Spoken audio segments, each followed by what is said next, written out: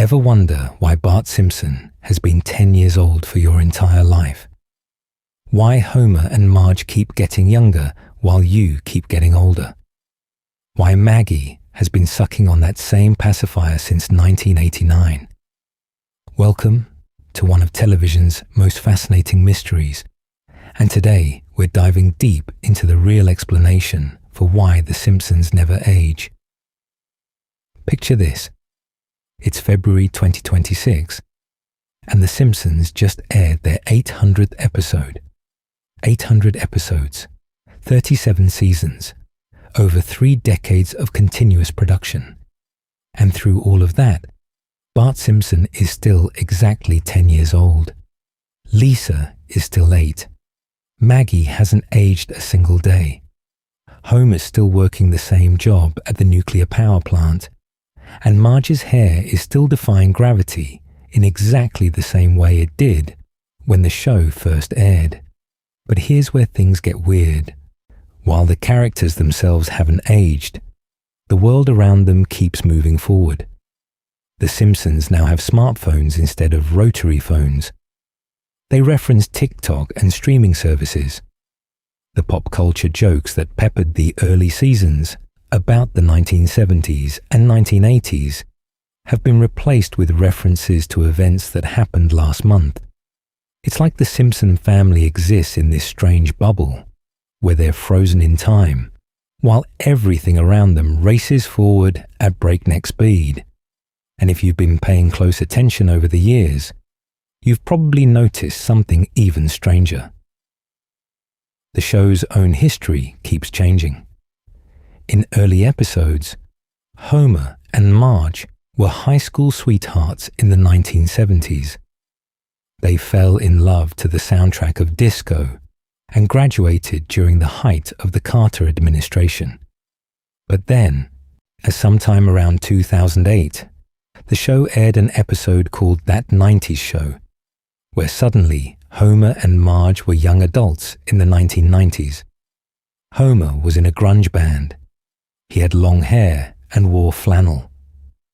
Marge was dealing with the cultural landscape of the Clinton era. And Bart, who was already 10 years old in the show's 1989 premiere, somehow wasn't even born yet when his parents were dating in 1995. Your brain starts doing the math, and nothing adds up. If Homer and Marge got married in the mid-1990s, and Bart was born shortly after, then Bart should be in his late 20s now. But he's still in 4th grade, still skateboarding to Springfield Elementary, still pulling pranks on Principal Skinner. It's like watching someone try to solve a puzzle where the pieces actively change shape every time you look away. And this isn't just a quirk of The Simpsons. This is a deliberate creative choice called a floating timeline. And it's one of the most ingenious tricks in television history. It's the reason The Simpsons has managed to stay on the air longer than most people's marriages. It's why the show can still feel contemporary, even though it premiered when George H.W. Bush was president. And it's why your kids can watch the same characters you grew up with and not feel like they're watching something from ancient history. But the floating timeline creates some absolutely wild contradictions that get more absurd the longer the show runs. Grandpa Simpson fought in World War II, which means he should have been born around 1920. But if Grandpa is Homer's father, and Homer is perpetually in his late 30s, then Homer should have been born around 1950, which means Grandpa would have been 30 when Homer was born. Okay, that tracks. But wait, in more recent episodes, Homer is shown as a teenager in the 1990s, which would make him born around 1975. So now Grandpa would have been 55 when Homer was born. And how is Grandpa still alive if he's over 100 years old? The math doesn't just break down. It explodes into a million contradictory pieces. Principal Skinner served in Vietnam, another historical anchor point that made sense when the show started in 1989. A Vietnam veteran would have been in his 40s at that time, right in line with Skinner's apparent age. But now it's 2026, and Skinner is still running Springfield Elementary at roughly the same age he's always been. If we kept the Vietnam service as part of his history, Skinner would be in his 70s or 80s. So either Skinner has some incredible anti-aging secrets he's not sharing with anyone, or something very strange is happening with time in Springfield. The show has actually acknowledged these paradoxes, sometimes in ways that are funny, sometimes in ways that just make the contradictions worse. In one episode, Lisa uses a calculator to figure out when Bart would have been born based on when their parents got together, and the dates don't line up with anything the show has previously established. Homer has made jokes about not remembering whether he was born in the 1960s or the 1980s. The writers are winking at us, admitting that they know the timeline makes no sense, but also making it clear they don't particularly care about fixing it. And that's the thing about The Simpsons' approach to time. It's not a bug, it's a feature, and the floating timeline isn't something that happened by accident or something the writers failed to think through. It's a conscious decision that serves multiple purposes. It keeps the show relevant to contemporary audiences. It preserves the core family dynamics that make the show work. It allows the writers unlimited creative freedom to tell any story they want without being constrained by continuity. And most importantly, it's made The Simpsons into something almost mythological, a family that exists in a permanent present tense, where they can comment on our world without being bound by the rules of our world. When you really start digging into how The Simpsons handles time, you realize it's pulling off something that shouldn't be possible. The show is both timeless and timely, and it's rooted in specific cultural moments, but somehow transcends those moments. It references events from 1990 and events from 2025 with equal ease, creating this weird temporal soup where everything exists simultaneously. It's like The Simpsons found a way to cheat death, not for the characters themselves, but for the show as a cultural entity. Think about other shows that have run for decades. Most of them age their characters in real time or close to it. Shows like ER or Grey's Anatomy watch their characters grow up, get married, have kids, and sometimes die. Even sitcoms that try to maintain a certain status quo eventually had to deal with actors aging out of their roles or storylines that required forward momentum. But The Simpsons said no, we're staying right here. And they've made it work for over 35 years. The fascinating thing is that this approach completely breaks traditional storytelling rules. We're taught that characters need to grow and change, that there should be consequences for actions, that time should move forward, and stories should build on what came before. The Simpsons throws all of that out the window. Bart can learn a valuable lesson in one episode and completely forget it by the next. The family can experience massive life changes that get completely reset when the next episode starts. Christmas happens every year. Everyone has birthdays, but nobody gets any older. It's Groundhog Day meets sitcom meets mythology, and somehow it all works. What's really mind-bending is when you start thinking about what time means in the Simpsons universe. Is it the same day repeating over and over? Are there parallel timelines where each episode exists in its own pocket universe? Do the characters remember previous episodes, or does their memory reset along with everything else? The show has given different answers at different times, which means the actual answer is probably that there is no answer.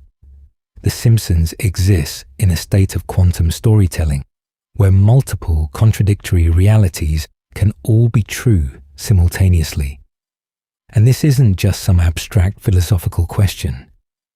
It affects how we watch and understand the show. When Homer does something stupid in a 1991 episode and then does the exact same stupid thing in a 2025 episode, has he failed to learn anything?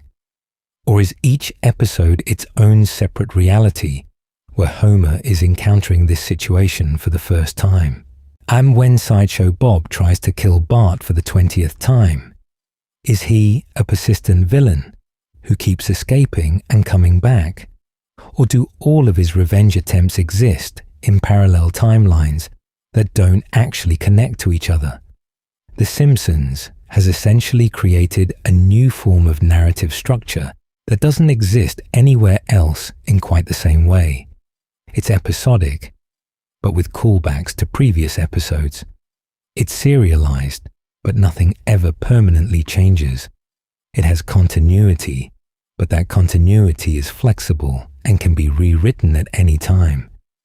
It's like the show invented its own rules for how fiction works, and then consistently applied those rules, even when they create bizarre paradoxes.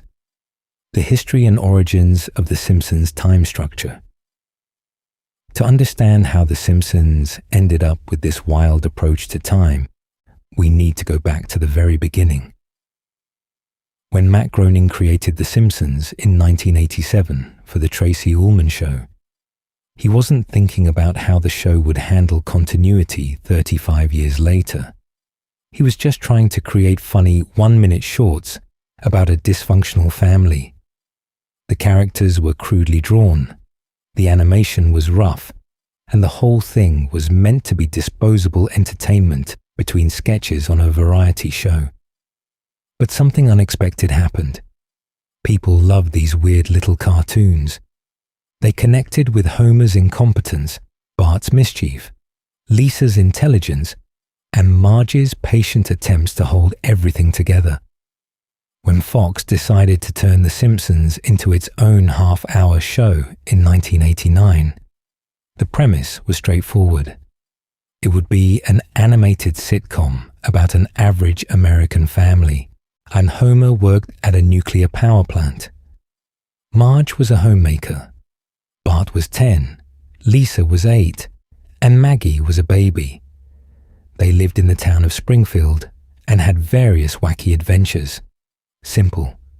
The early episodes established some basic facts about the family's history. In the Season 2 episode The Way We Was, which aired in 1991, we saw Homer and Marge meet as teenagers in detention in 1974. Homer was awkward and sweet. Marge was beautiful and kind. And they fell in love during a time when America was dealing with Watergate and the tail end of the Vietnam War. It was a perfect origin story that grounded the characters in a specific historical moment. Later episodes like I Married Marge from Season 3 showed us that Bart was conceived in 1980, after Homer and Marge went to see The Empire Strikes Back. Again, very specific, very clear timeline. These flashback episodes were some of the show's best work. They gave depth to Homer and Marge's relationship, showing us how they'd struggled through hard times, but always stuck together. They explained why Homer worked at the nuclear power plant, why Bart was the way he was, and how the family had come to be. But there was a problem lurking in these perfectly crafted backstories. They were tied to specific years, and those years were getting further and further away. When the show started in 1989, having Homer and Marge meet in 1974 made perfect sense. That put them in their early 30s at the start of the series, which matched how they were written and drawn. Having Bart born in 1980 or 1981 meant he was about 8 or 9 when the show began, and they aged him up to 10 for the series, which was close enough not to matter. Everything worked, but the show kept going and going and going. By 1995, having the parents' high school years in 1974 was starting to feel a bit dated, but it still worked. By 2000, it was getting awkward. Homer and Marge would now be in their mid-40s if we followed the original timeline, but they were still drawn and acted like they were in their 30s. By 2005, keeping the 1974 meeting date would make them pushing 50, which didn't match the characters at all. The show was facing a choice. They could either age the characters to match the passage of real time, or they could do something different. Here's the thing about aging characters in a sitcom. It fundamentally changes what the show is about. If Bart aged in real time from 1989 to 2005, he'd be in his mid-20s. He wouldn't be pulling pranks at Springfield Elementary. He'd be dealing with college, relationships, maybe getting a job. The whole dynamic of the show would shift. Same with Lisa. If she aged normally, she'd be an adult by now, probably in college or graduated. Maggie wouldn't be a baby anymore. The entire premise of the show, a family with young kids navigating suburban life, would no longer exist. The Simpsons made a decision that would define the next 2 decades of television. They chose the floating timeline. They chose to keep the characters the same ages while allowing the world around them to move forward. But this created a new problem. All those carefully crafted flashback episodes establishing when Homer and Marge fell in love, they'd become anachronisms, and having parents in their late 30s who met as teenagers in 1974 was already pushing credibility by 2005. Something had to change. Enter That 90s Show, the episode that broke everything. Airing in 2008, this episode completely rewrote Homer and Marge's history. Suddenly, they didn't meet in high school in the 1970s. They met in college in the 1990s. Homer was in a grunge band called Sadgasm. He wore flannel and had long hair. Marge dealt with the culture of the Clinton era instead of the Nixon era. And this wasn't presented as an alternate universe or a dream sequence. The show was saying that this was the real history now, and everything we'd seen before had been, what exactly? Retconned out of existence, replaced, rewritten. Fans lost their minds. This wasn't just a minor continuity error, and this was the show actively contradicting some of its most beloved episodes. The Way We Was a fan favorite. I Married Marge was considered one of the show's best. And now the show was saying those stories didn't happen the way we remembered them happening. Some fans saw this as betrayal. Others understood it as a necessary evolution. But everyone recognized that The Simpsons had crossed a line that couldn't be uncrossed. The floating timeline was now official policy. The show has continued to update its timeline as the years pass. Recent episodes have shown Homer as a teenager in the 1990s, implying he was born in the late 1970s or early 1980s. We've seen young Marge in the 1990s too, dealing with cultural touchstones from that era. The show has essentially decided that the character's past will always be roughly 20 to 30 years before the current episode, regardless of when that episode airs. This means that every few years, the show's entire backstory shifts forward in time, creating layer upon layer of contradictions with previous episodes. What's remarkable is that the show has been incredibly open about this process. The writers have acknowledged in interviews that they know the timeline doesn't make sense. Matt Groening himself has joked about how the characters should be ancient by now if they aged normally. Current showrunner Matt Selman has talked about how the floating timeline gives them creative freedom, even if it frustrates fans who want consistent continuity. The show has even made jokes about it in the episodes themselves, with characters expressing confusion about their own ages or how long ago certain events happened. This transparency is actually pretty brilliant. By acknowledging the contradiction, The Simpsons takes the sting out of it. They're not trying to fool anyone into thinking their timeline makes sense. They're admitting that it doesn't make sense. But that's okay, because The Simpsons isn't really about making sense. It's about being funny and relevant and giving the writers freedom to tell whatever stories they want. The floating timeline isn't a flaw to be hidden. It's a feature to be embraced. But embracing the floating timeline came with costs. The show lost a certain type of emotional resonance that comes from seeing characters grow and change over time. And early Simpsons episodes had real pathos because we understood that Homer and Marge had been through actual struggles. They dealt with unexpected pregnancy, financial hardship, and the challenge of building a life together. When they had tender moments, it felt earned because we'd seen their history. Once the timeline became fluid, those moments lost some of their weight. How can we be moved by a relationship's history when that history keeps changing? The show also had to abandon certain types of storytelling. Flash-forward episodes where we see the characters in the future became tricky because those futures kept getting contradicted by later episodes. Episodes that reference specific past events couldn't be trusted because those past events might get rewritten. The show went from having a semi-coherent internal history to having what amounts to a collection of stories that sometimes reference each other but don't necessarily form a continuous narrative. Yet somehow, this hasn't killed the show. The Simpsons kept finding audiences. It kept winning awards. It kept influencing culture. The floating timeline, which should have been a fatal flaw, became just another weird thing about the show that fans learned to accept. And in accepting it, fans learned something interesting about how we relate to television. We don't actually need perfect continuity to stay invested in characters. We don't need logical timelines to care about stories.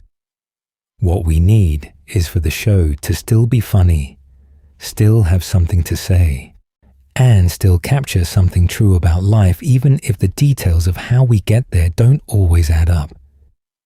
The history of The Simpsons timeline is really the history of a show learning to adapt to its own success. They didn't plan to be on the air for 35 years. They didn't anticipate needing a floating timeline when they created those early flashback episodes. But when faced with the choice between maintaining continuity and maintaining relevance, they chose relevance. And that choice, controversial as it's been, is a big part of why you can still watch new Simpsons episodes today. The floating timeline explained in detail. Let's really dig into the mechanics of how this floating timeline actually works, because it's more complex and more carefully constructed than you might think. The floating timeline isn't just writers saying screw it, continuity doesn't matter. It's a specific narrative device with its own internal logic, even if that logic sometimes creates wild contradictions. At its core, the floating timeline means that the characters exist in a perpetual present. Whatever year the episode airs is the year it's set in, more or less. If an episode airs in 2025, it's generally taking place in 2025. The characters will reference current technology, current events, current pop culture. They'll have smartphones and social media accounts. They'll talk about recent presidents and recent movies. In that sense, the show stays completely contemporary. But here's where it gets tricky. While the present moves forward with real time, the past moves forward too. The characters' histories are always defined by their relationship to the current present, not by absolute dates. Homer and Marge's high school years, for example, are always about 20 to 25 years before the current episode. When the show started in 1989, that put their high school days in the mid-1960s to early 1970s. which is exactly what early flashback episodes showed us.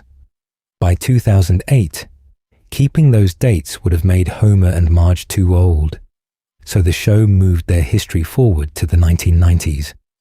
Now, in 2025, their history might be shifting again toward the early 2000s. This creates a strange effect where past events are like items on a conveyor belt, constantly moving forward, but always maintaining the same distance from the present. Homer's age is always roughly 38 to 40. Marge is always 34 to 36. Bart is always 10. Lisa is always 8. Maggie is always 1. These ages are fixed points, but the years of their births keep changing to maintain those ages relative to whenever the current episode takes place. Think of it like this. Imagine you're driving down a highway at night. The road ahead of you is always illuminated by your headlights, showing you the same stretch of pavement no matter how far you drive. That's the Simpsons present. It's always contemporary, always showing us what's in front of us right now. But behind you, instead of the road staying fixed in place, imagine that the road is also moving forward, always staying the same distance behind you. That's the Simpsons past. It's always a set distance in the rearview mirror, but the actual landmarks keep changing. This means the show can have it both ways. They can reference the present day, while also telling stories about the characters' pasts. But those past stories aren't anchored to specific historical years anymore. They're anchored to how long ago they happened relative to now. Homer and Marge's meeting will always be about 20 years ago from any given episode. Bart's birth will always be about 10 years ago. Lisa will always have been born 8 years before the current story. The gap is constant, but the actual dates slide forward continuously. The show has to perform some serious creative gymnastics to make this work. Take Grandpa Simpson's World War II service, which was a major part of his character in early episodes. In 1989, having Grandpa as a World War II veteran made perfect sense. Plenty of WW2 veterans were still alive and would have been in their 60s or 70s, exactly Grandpa's apparent age. But now it's 2025. WW2 ended 80 years ago. Someone who fought in that war would be at minimum in their late 90s, probably over 100. Grandpa doesn't look like he's over 100. So what does the show do? In some recent episodes, the show has quietly stopped referencing Grandpa's World War II service. Other times, they've made jokes about how old that would make him. Sometimes they just ignore the contradiction entirely and keep making World War II jokes as if the math works out fine. It's inconsistent, but that inconsistency is part of how the floating timeline operates. The show keeps whatever elements from a character's past are useful for current stories and quietly drops or updates the ones that no longer work. Principal Skinner's Vietnam service has gotten similar treatment. In 1989, a Vietnam veteran principal was totally normal. Vietnam had ended less than 15 years before. By 2025, Vietnam ended 50 years ago, and anyone who served would be at least 65 years old. Skinner's not drawn to look 65. He's drawn to look like he's in his 40s or 50s. So the show either ignores his Vietnam backstory in recent episodes or makes it intentionally vague about when he served and how old he actually is. The floating timeline also affects how the show handles birthdays. The characters do have birthdays. We've seen multiple episodes where it's Bart's birthday, or Lisa's birthday, or even Maggie's birthday. But these birthdays don't make the characters older.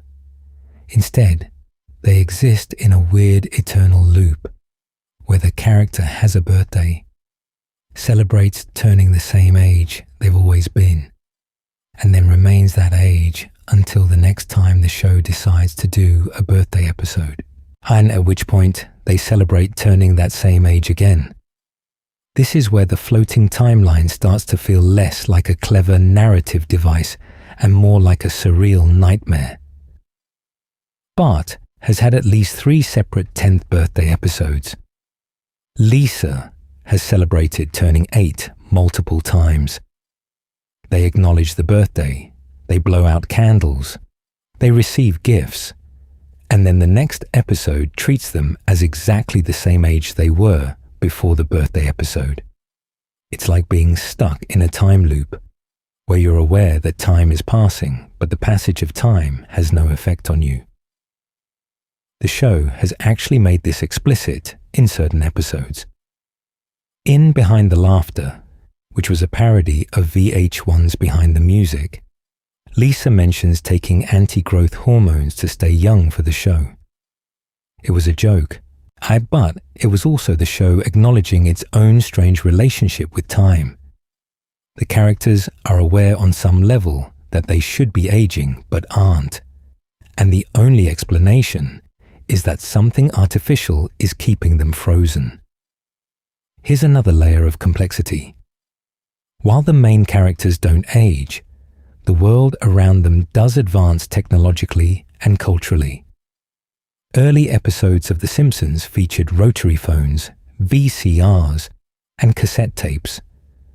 Modern episodes feature smartphones, streaming services, and social media. The Simpson house has undergone subtle updates over the years. They've added computers, flat-screen TVS, and other modern conveniences. The world has changed while the people in it have stayed the same.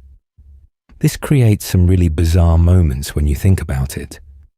Homer uses a smartphone now, but he's perpetually in his late 30s, which means he would have been born in the mid-1980s, which means he grew up with computers and the internet. But older episodes showed Homer as completely computer illiterate, because when those episodes aired, he was supposed to have grown up in the 1960s and 1970s before personal computers existed. The show doesn't try to reconcile these contradictions. They just let both versions exist simultaneously, depending on what's funnier for any given episode. The floating timeline also means that historical events the characters reference keep changing. In early episodes, the characters might reference Nixon or Vietnam or disco as things from Homer and Marge's youth.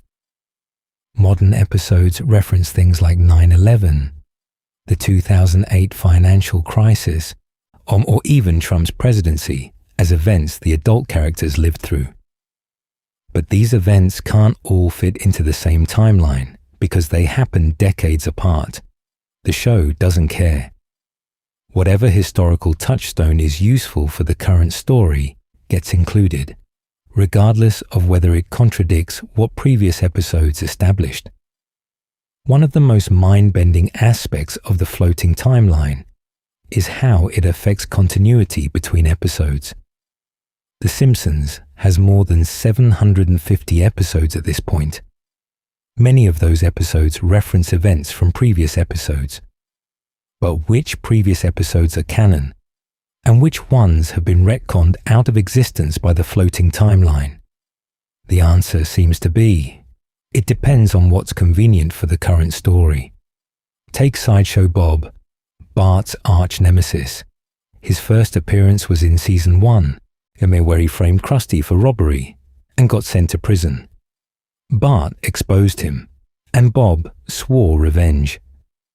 In subsequent episodes, Bob keeps escaping from prison and trying to kill Bart.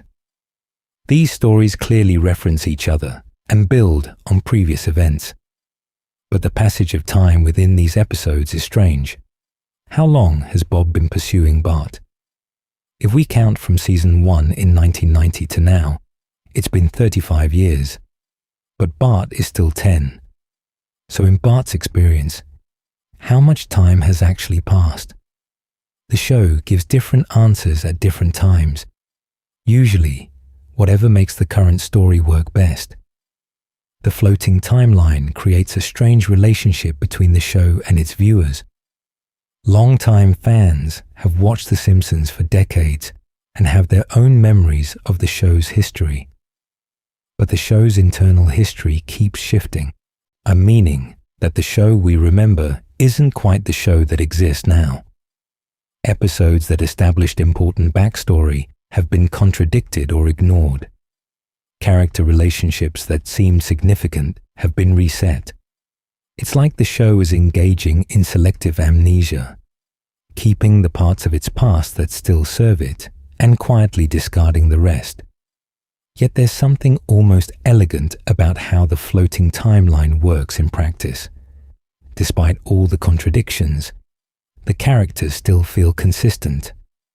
Homer is still the same lovable oaf he's always been. Marge is still the patient, long-suffering wife and mother. Bart is still the troublemaking underachiever. Lisa is still the precocious intellectual. Their core characteristics remain intact, even as the details of their lives keep shifting, and the floating timeline preserves what's essential about the characters while giving the writers freedom to update everything else. The mechanics of the floating timeline also allow The Simpsons to comment on contemporary issues without dating itself. When the show does an episode about social media or cryptocurrency, or whatever the current cultural obsession is, they can do it without having to explain how these technologies fit into the show's established history. The floating timeline means the show is always contemporary by default, always taking place in whatever version of now the episode happens to air in. This contemporary relevance comes at a cost, though. The show can't build the same kind of emotional depth that comes from watching characters age and grow over time. We can't see Bart mature into adulthood, or Lisa become a teenager, or Maggie say her first words and start walking. The floating timeline traps the characters in amber, preserving them in their most useful forms, but preventing any real development or change. The floating timeline is ultimately a tool that serves the Simpsons' specific needs. It allows the show to be simultaneously timeless and timely, to reference its own past while constantly updating that past, to maintain character consistency while completely changing their histories. It's a bold, weird, fascinating solution to the problem of how to keep a sitcom running for decades without aging your characters. And it's worked for The Simpsons for over 35 years. The character age. Paradoxes. The floating timeline creates some truly spectacular contradictions when you start looking at individual characters and trying to figure out how old they actually are. Let's go through the Simpson family member by member and see how deep these paradoxes go, because each character has their own set of impossible math problems. Start with Bart. He's 10 years old. This is stated repeatedly throughout the series. We've seen his 10th birthday celebrated multiple times across different episodes. But when was Bart born? In early episodes like I Married Marge from 1991, we see that Bart was conceived after Homer and Marge went to see The Empire Strikes Back in May 1980, making him born in early 1981.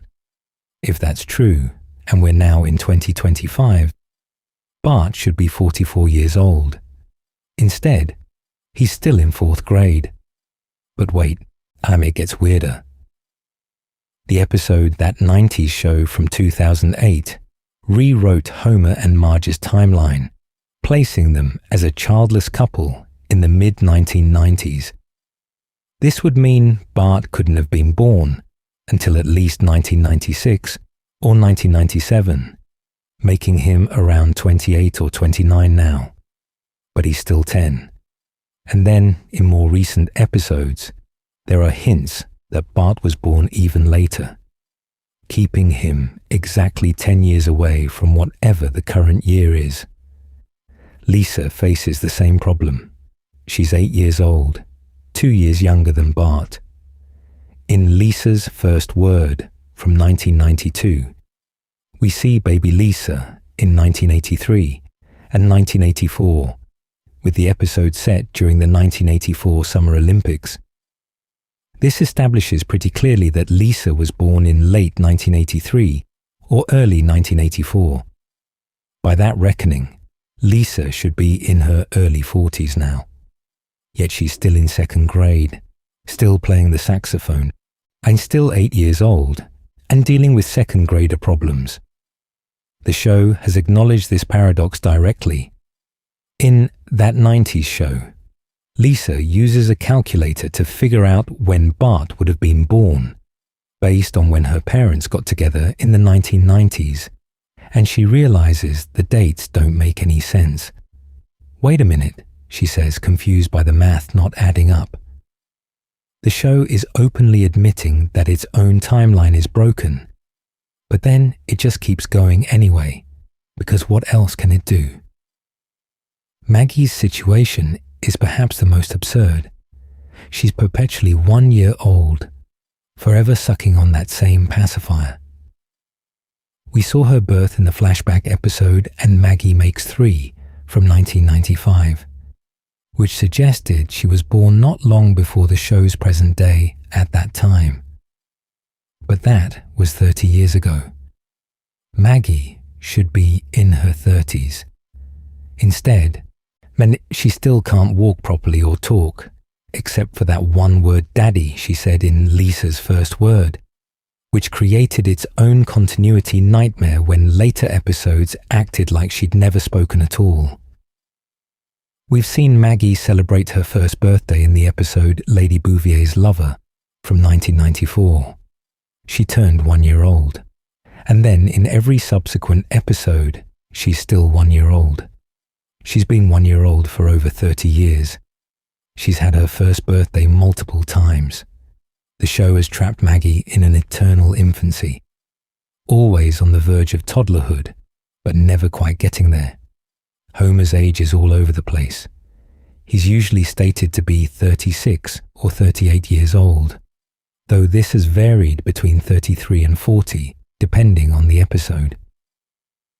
In Lisa the Beauty Queen from 1992, Homer tells a carnival worker that he's 36 years old. If we took that seriously and Homer was 36 in 1992, he'd be 69 years old now in 2025. Instead, he's still hovering somewhere in his late 30s. Homer's birth year has been given as everything from 1956 to the early 1980s, depending on which episode you watch and when it aired.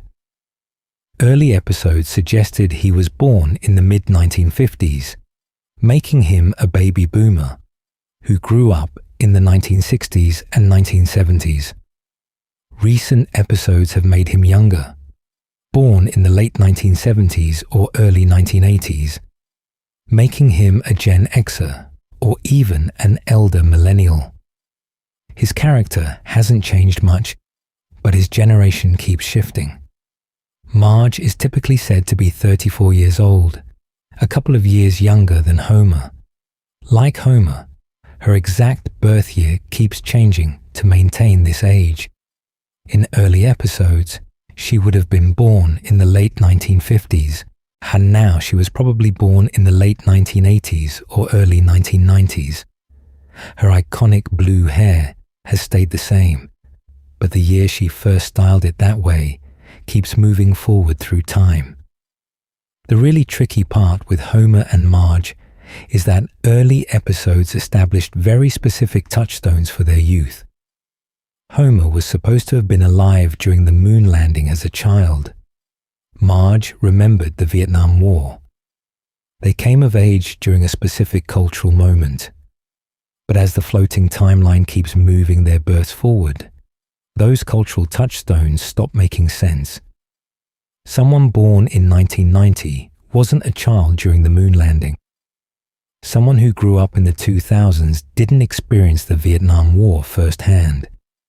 The show has had to quietly let go of these references or recontextualize them. Grandpa Simpson might be the most impossible case of all. His age has been stated as anywhere from 65 to 83 in various episodes. He fought in World War II, which is a fundamental part of his character. He tells stories about the war, about meeting his wife during the war, about his experiences as a soldier. But if Grandpa fought in World War II and the war ended in 1945, he would have to have been born no later than 1927, to have served, probably earlier. That would make him at least 98 years old in 2025.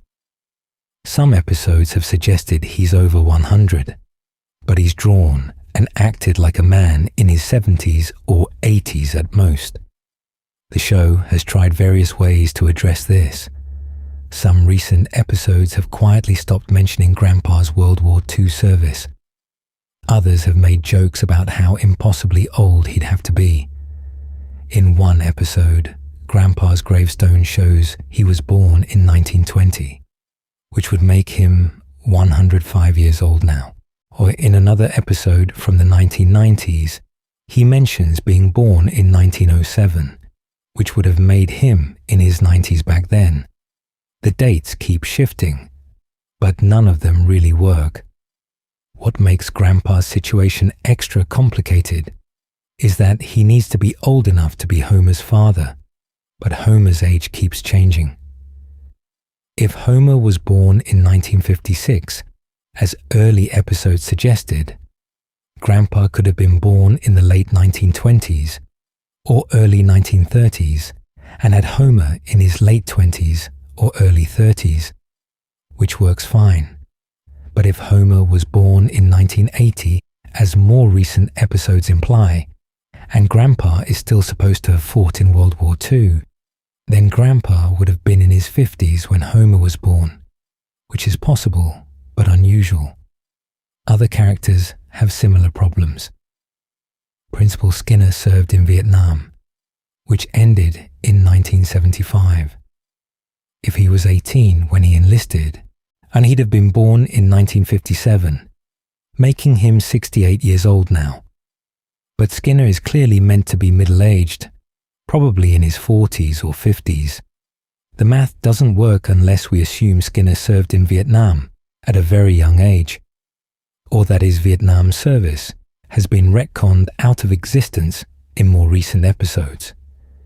Mr. Burns is stated to be incredibly old, well over 100 years old. He's had flashbacks to the late 1800s, to meeting everyone from Teddy Roosevelt to Orville Wright. His extreme age is played for laughs, but it also creates problems. If Burns is over 100, and he's been running the nuclear power plant for decades, and Homer has worked there since Bart was born, then the timeline of the power plant's operation gets very complicated. Ned Flanders presents another paradox. In Dangerous Curves from 2008, we see a flashback to Ned and Maud as newlyweds in 1988. Suggesting Ned would have been in his early 20s at that time. That would make him around 60 years old now. But Ned is drawn and written as being roughly the same age as Homer, maybe a couple years older, which would put him in his late 30s to early 40s. The dates don't reconcile. The kids at Springfield Elementary create their own set of problems. Nelson, Milhouse, Martin, Ralph, and the rest of Bart's classmates are all supposed to be around the same age as Bart, give or take a year. But in various episodes, we've seen flashbacks to these kids as younger children or even babies. And those flashbacks are set in different time periods depending on when the episode aired. The further the show goes, the more these flashbacks contradict each other. Kearney, the bully who looks much older than the other kids, has been stated to have fought in the First Gulf War and to be old enough to remember America's bicentennial in 1976. The bicentennial reference was made in a 1996 episode, suggesting Kearney was at least a young child in 1976, making him in his early 30s at the time. But Kearney is still in elementary school. The show plays this for laughs, acknowledging that Kearney is absurdly old to still be in 4th grade, but it never resolves the contradiction. What's fascinating about all these age paradoxes is that they don't actually hurt the show much. Most viewers don't sit down with a calculator trying to figure out exactly when everyone was born. They just accept that the characters are whatever age the show says they are in any given episode, even if that contradicts what a previous episode established. The floating timeline works because viewers are willing to overlook the contradictions in favor of enjoying the stories. But for fans who do pay attention to continuity, these paradoxes create a strange experience. You find yourself watching an episode and mentally noting that this event couldn't possibly fit with that other event from a previous episode. You see Homer reminiscing about his childhood in a way that doesn't match what earlier episodes showed us. You notice that the characters' histories have been quietly rewritten, and you have to decide whether to accept the new version or hold on to the old one. The age paradoxes also reveal something interesting about how The Simpsons thinks about its characters. They're not people with fixed biographies that need to remain consistent. They're more like archetypal figures whose specific histories can be adjusted to serve whatever story is being told. Homer is always the bumbling father in his late 30s, regardless of when he was born or what decade he grew up in. Bart is always the mischievous 10-year-old, whether he was born in 1981 or 2015. Their essential characteristics matter more than the timeline of their lives. This approach has precedent in other forms of storytelling. Mythological figures like Hercules or King Arthur appear in stories set in different time periods, and we don't worry too much about when they were really born. Folktale characters like Robin Hood get reimagined in different contexts without anyone demanding a consistent chronology, and The Simpsons has essentially turned its characters into modern myths, figures who can be adapted and recontextualized while remaining recognizably themselves. The age paradoxes are a feature, not a bug. They're the natural result of a show that's been on the air longer than most marriages last. A show that spanned multiple decades and generations of viewers. The Simpsons could have aged its characters realistically, but then it would have ended when Bart graduated from high school or when Homer retired from the power plant. Instead, it chose to break the rules of time to keep the show running forever. The cost is that nothing makes sense mathematically. The benefit is that The Simpsons can keep going as long as people want to watch it. So how cultural references keep updating? One of the most fascinating aspects of the floating timeline is watching how The Simpsons updates its cultural references to stay contemporary while the characters remain frozen in time. This creates a bizarre effect where the same characters who once used rotary phones now use smartphones, who once referenced disco now reference TikTok, who once lived in a world without the internet now navigate social media like everyone else. In the early seasons, The Simpsons was very much a show of its time. Episodes from the early 1990s featured video rental stores, VCRs, cassette tapes, and landline phones. When characters wanted to find information, they used encyclopedias or went to the library. When they wanted to watch something, they had to catch it when it aired or record it on a VCR. For the technology on the show matched what was available in real life at the time, creating a sense of authenticity and groundedness. As technology advanced in the real world, the show faced a choice. They could either keep the characters in a 1990s technological bubble, making the show increasingly feel like a period piece, or they could update the technology to match contemporary life. They chose to update it. Gradually, the Simpson home gained computers. Cell phones appeared. The old CRT television got replaced with a flat screen. Lisa started using a tablet. Homer got a smartphone. The show kept pace with technological change, even though the characters themselves weren't aging. This creates some really strange effects when you watch old episodes next to new ones. In a 1991 episode, and Homer might struggle to use a computer because computers were still relatively new to many people's homes. In a 2020 episode, Homer uses a smartphone with ease, presumably having grown up with digital technology. But Homer hasn't aged. He's the same person in both episodes, supposedly. How did he go from being computer illiterate to being a digital native without aging? The show doesn't try to explain this. Homer just has whatever technological skills the current story requires. Sometimes he's completely baffled by basic technology for a joke. Sometimes he's perfectly comfortable using the latest apps and devices. His competence level shifts depending on what's funnier, with no regard for consistency. And viewers just accept this because we've learned to accept that The Simpsons doesn't follow normal rules of continuity, and the cultural references work the same way. Early episodes of The Simpsons were filled with references to 1980s and early 1990s pop culture. The show would reference Arsenio Hall, New Coke, Bart Simpson t-shirts, the Gulf War, the fall of the Berlin Wall. These references made sense because they were contemporary to when the episodes aired. But as years passed, these references started to date the show, making it feel like a product of a specific era.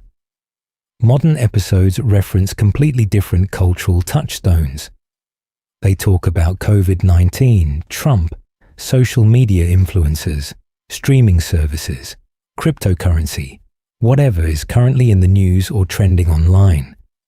The show has remained relentlessly contemporary in its references, always commenting on whatever is happening right now in the real world. And this keeps the show feeling relevant and timely, even though it's been on the air since the late 1980s. But here's where it gets weird. The characters making these references are the same characters who made references to 1990s pop culture 30 years ago. Homer has referenced both New Coke and cryptocurrency. Bart has joked about both Vanilla Ice and SoundCloud rappers. The characters span multiple decades of cultural touchstones despite not aging, creating this strange effect where they seem to have lived through 35 years of cultural change, while remaining perpetually the same age. The show has had to completely overhaul how it depicts certain aspects of life to keep up with cultural changes. Take how people consume media. In early episodes, watching TV was something you did at a specific time and sitting in front of your television and flipping through channels. Now, characters stream content on demand, binge-watch entire series, and skip commercials. The whole experience of watching TV has changed, and the show has changed with it. Or consider how people communicate. In early seasons, characters used landline phones to talk to each other. Long-distance calls were expensive. If you wanted to talk to someone, you had to hope they were home when you called. Now, characters text constantly, video chat, and stay in constant communication through their phones. The social dynamics of communication have fundamentally shifted, and The Simpsons has shifted too. The show has also had to update its political and social commentary. Early episodes made jokes about George H.W. Bush and Bill Clinton. Now they make jokes about Trump and Biden. The show has commented on everything from the war on terror to Black Lives Matter to the COVID pandemic. It stayed politically engaged and willing to satirize current events. But this means the show's political content is constantly evolving to match whatever is happening in the real world. This creates an interesting challenge for the writers. They need to make the show feel current and relevant, while also maintaining the core dynamics that make it The Simpsons. Homer needs to be recognizable as the same character, whether he's struggling with a VCR in 1992 or struggling with a smart home system in 2024. The writers have to update the external details while keeping the internal character traits consistent. Sometimes this works brilliantly.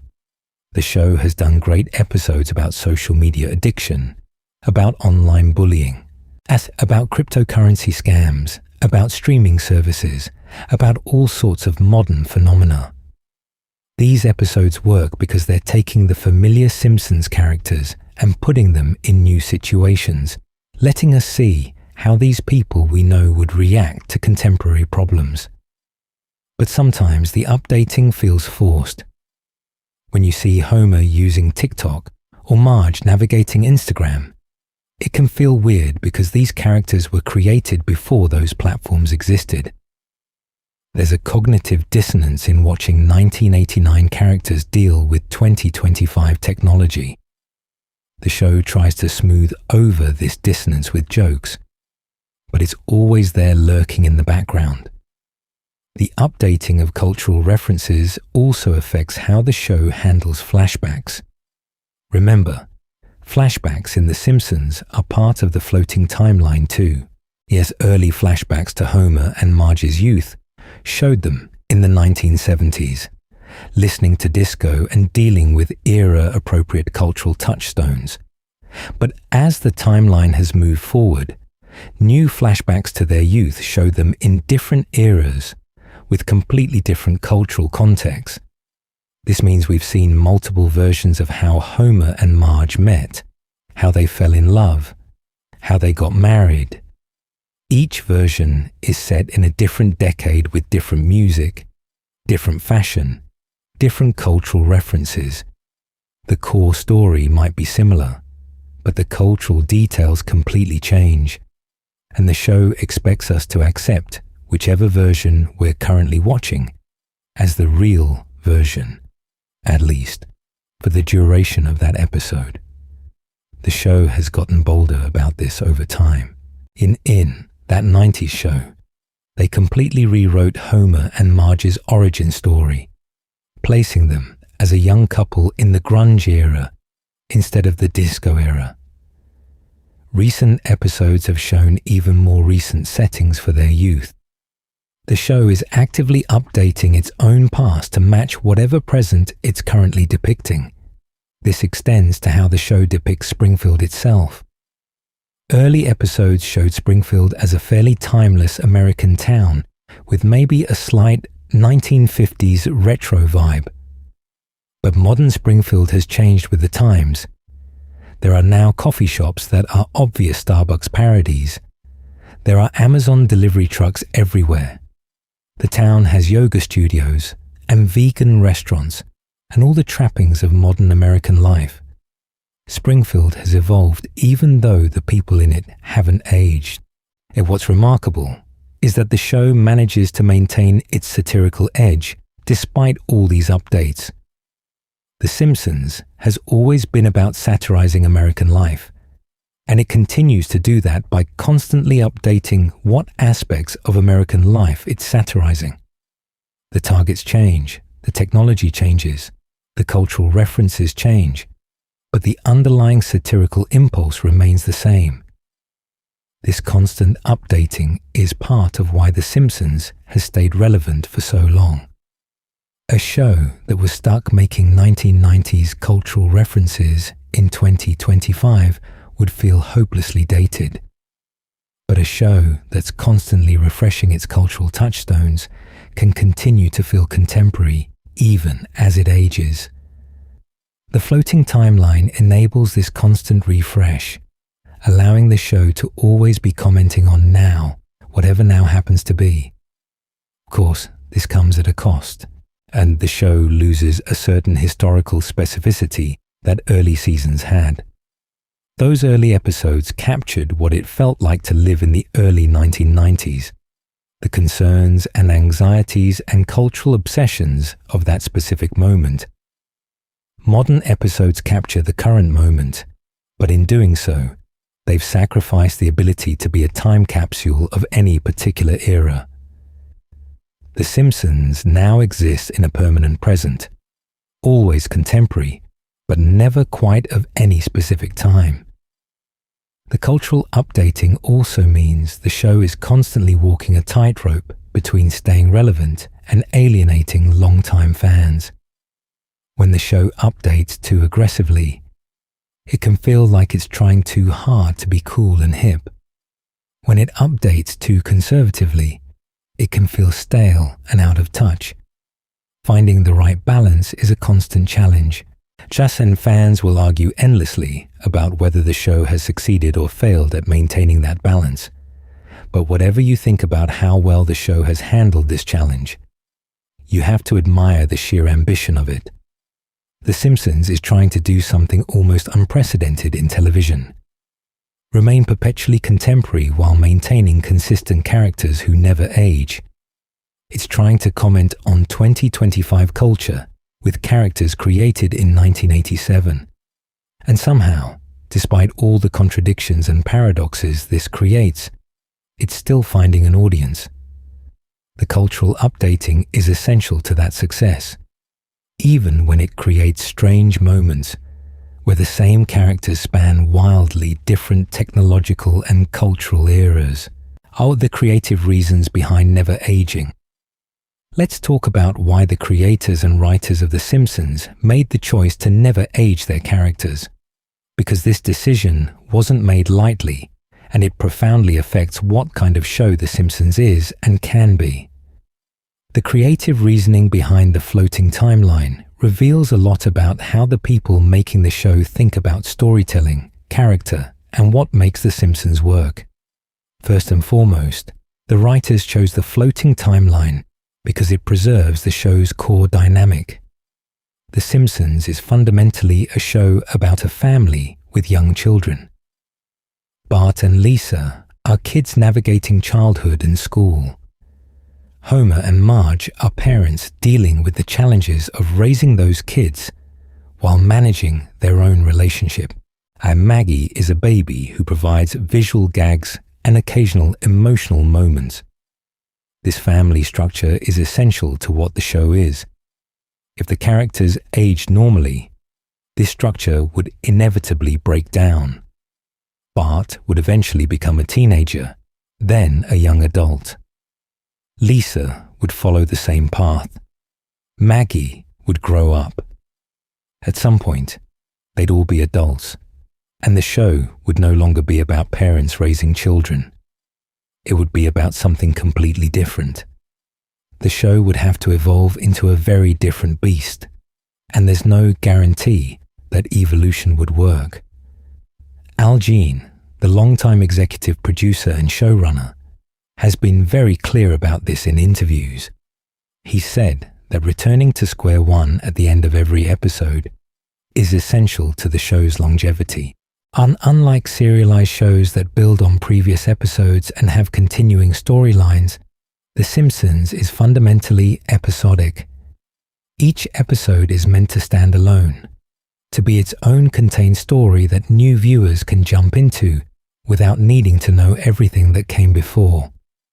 This episodic structure requires character stability.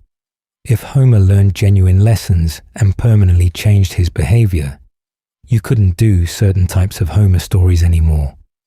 If Bart matured and stopped being a troublemaker, you'd lose a huge part of what makes Bart entertaining.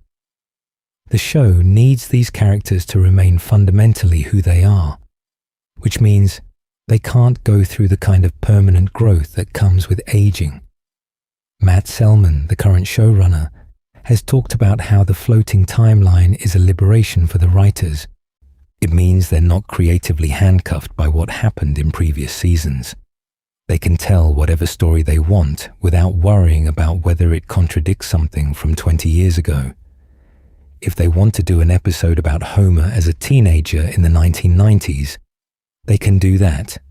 If they want to update Marge's backstory to make her more contemporary, they can do that too. The lack of rigid continuity is a feature, not a bug. This creative freedom is particularly important for a show with multiple writers working on different episodes.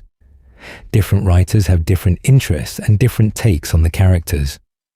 If the show had strict continuity, every writer would need to know and respect everything every other writer had ever established.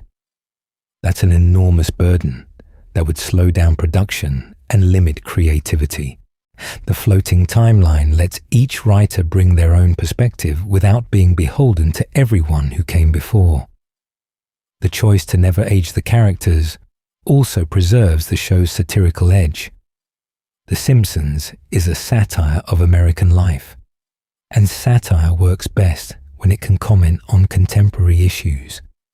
If the characters aged in real time, they'd be dealing with issues from 35 years ago.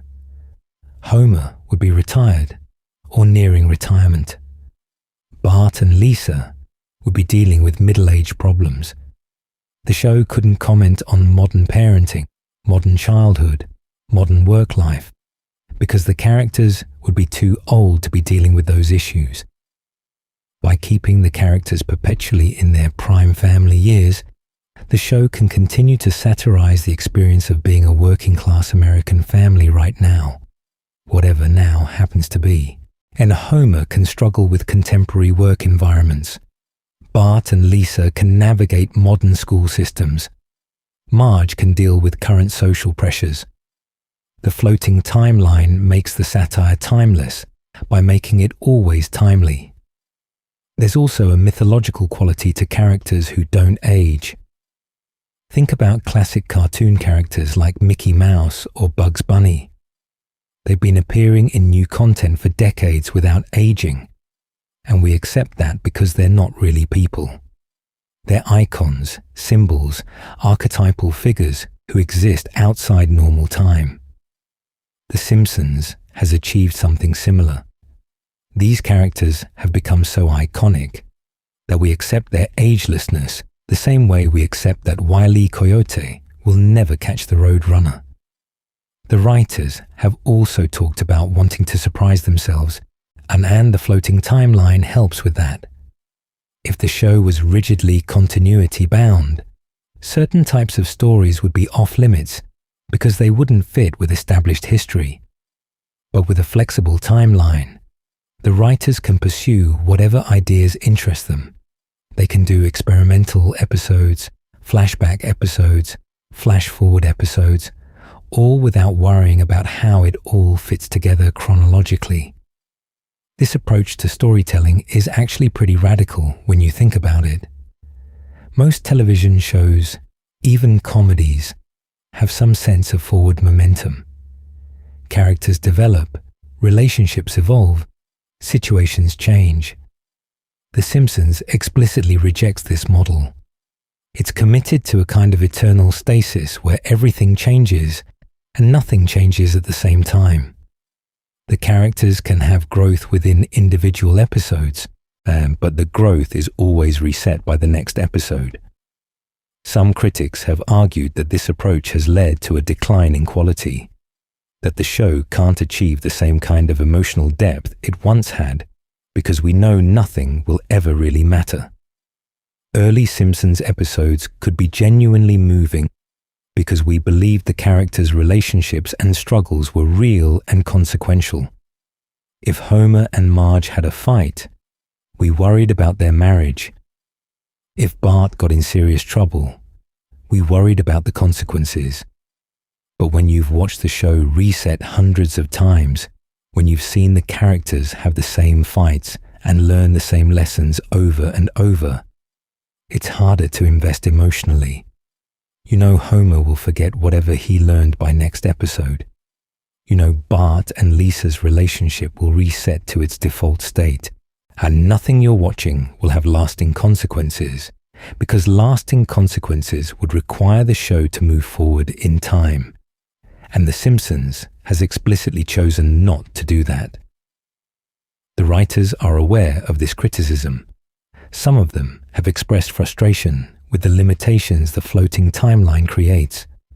It's hard to tell certain types of stories when you know everything has to reset. It's hard to create genuine emotional stakes when the audience knows that nothing will permanently change. But the alternative, aging the characters and fundamentally changing what the show is about, seems even worse to them. There's also a practical creative reason for the floating timeline. It's incredibly difficult to write good stories about adults dealing with adult aging. What are interesting stories for a 60-year-old Homer? Retirement, our health problems, becoming a grandfather? Those can be good stories, but they're not The Simpsons. The show works because it's about people in the middle of their lives dealing with family and work, not people at the end of their lives dealing with mortality and legacy. Similarly, what are interesting stories for a 40-year-old Bart? Midlife crisis, divorce, career struggles. Again, these could be good stories, but they'd be stories about completely different characters living completely different lives. At that point, why even call it The Simpsons? You might as well create a new show with new characters. The floating timeline allows The Simpsons to remain The Simpsons indefinitely. As long as the writers can think of new stories about a bumbling father, a patient mother, a mischievous son, a precocious daughter, aunt and a baby who sucks on a pacifier, the show can continue. The moment the characters age out of those roles, the show ends. By choosing never to age them, the creators have chosen to potentially never end the show. This decision also respects the show's episodic roots. The Simpsons came from a tradition of sitcoms where situations might change episode to episode, but characters and relationships remained fundamentally static. I Love Lucy didn't age its characters, or fundamentally change the show's premise over its 6-season run. The characters existed in a kind of eternal present, where each episode was a variation on established themes. The Simpsons is continuing that tradition, just extending it across a much longer time span. What's interesting is that the show has occasionally broken its own rules to experiment with different approaches to time and character development. Flash-forward episodes like Lisa's Wedding and Bart to the Future show us possible futures for the characters.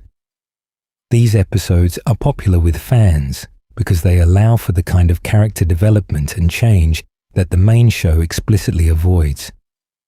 But significantly, these flash-forward episodes are never canon. They're always framed as dreams, visions, or alternate realities. The show can play with aging its characters as a thought experiment, but it always pulls back before committing to any permanent changes. These episodes work precisely because they're exceptional, because they show us something we normally don't get to see. If the whole show was flash-forwards, and they wouldn't be special anymore. The creative reasoning behind the floating timeline ultimately comes down to this. The Simpsons is a specific type of show about a specific family dynamic, and that dynamic requires the characters to remain in a specific age range. The show has chosen to prioritize that dynamic over traditional notions of continuity, character development, and realistic aging. It's a bold choice that creates all sorts of paradoxes and contradictions, but it's also the choice that has allowed the show to run for over 35 years and counting. The writers know they're breaking rules of traditional storytelling. They know the timeline doesn't make sense. They know that having characters who never age or change fundamentally is weird and unusual. But they've decided that this weirdness is preferable to the alternative, which would be ending the show or transforming it into something unrecognizable. The floating timeline is the creative solution that keeps The Simpsons being The Simpsons, for better or worse. for as long as they want to keep making episodes. The business and commercial reasons. While the creative reasons for the floating timeline are important, we can't ignore the cold, hard business logic behind keeping the Simpson family eternally young. The Simpsons is not just a television show. It's a massive commercial enterprise worth billions of dollars, and the decision to never age the characters has enormous financial implications that go far beyond storytelling concerns. Let's start with the most obvious commercial benefit: brand recognition and merchandising. The Simpson family as we know them, it with Bart as a mischievous 10-year-old and Lisa as a precocious 8-year-old, are incredibly valuable intellectual property. Their images are instantly recognizable around the world. Bart's spiky head and skateboard, Lisa's saxophone and pearls, Homer's donut and beer. These are iconic images that have been monetized in countless ways. Imagine if the characters aged normally. Bart is now in his 40s. Do you put 40-year-old Bart on t-shirts? Do kids want to watch a show about middle-aged characters dealing with midlife crises? The answer is probably not, or at least not in the same numbers.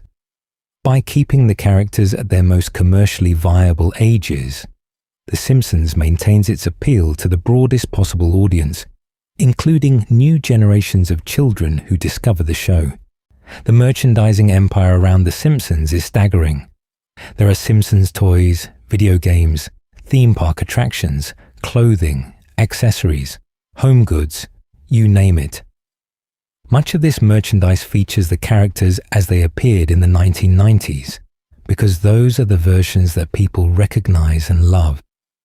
If the show had aged its characters, all that merchandise would either need to be updated constantly or would feel dated and disconnected from the current version of the show.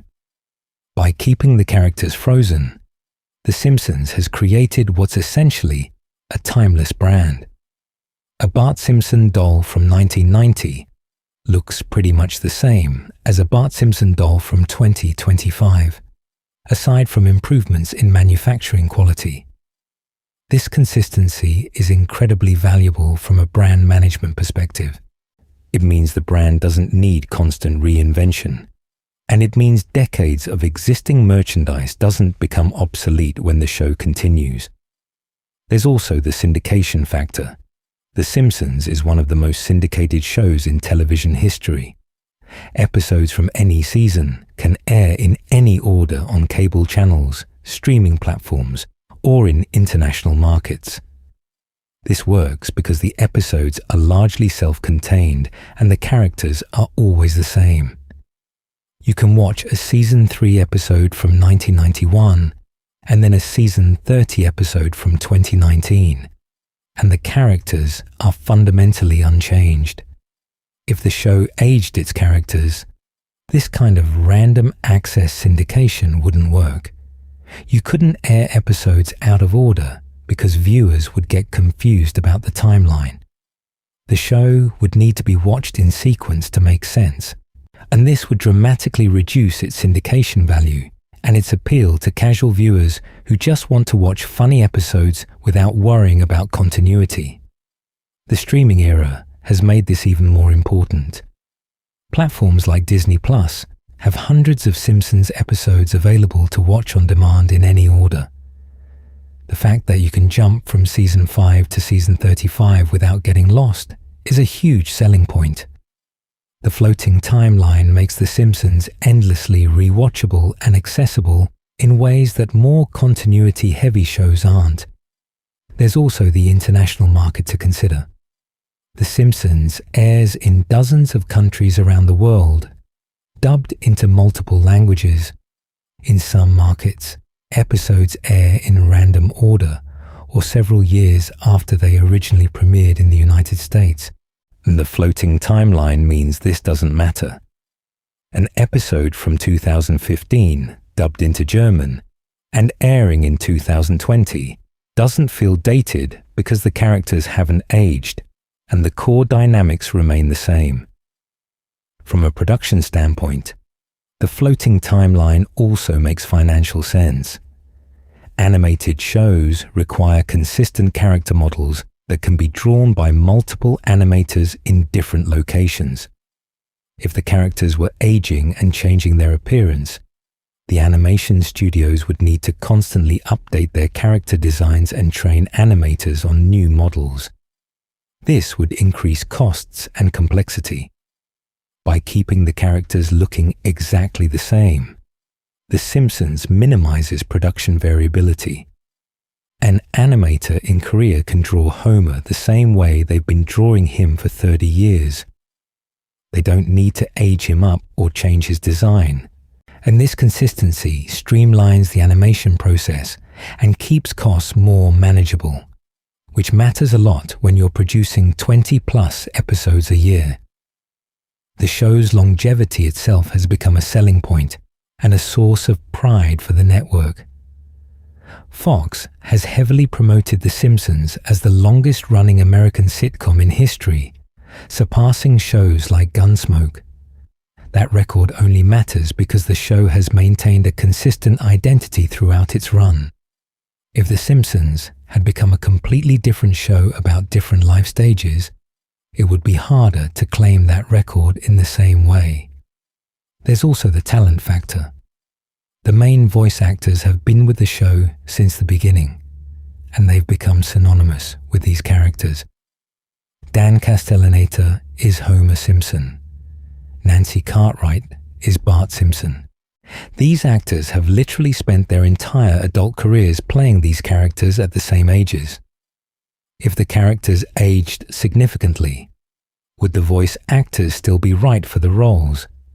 Probably not, which would mean recasting major characters, which would be both expensive and potentially alienating to fans. The floating timeline protects the show's brand consistency across multiple media.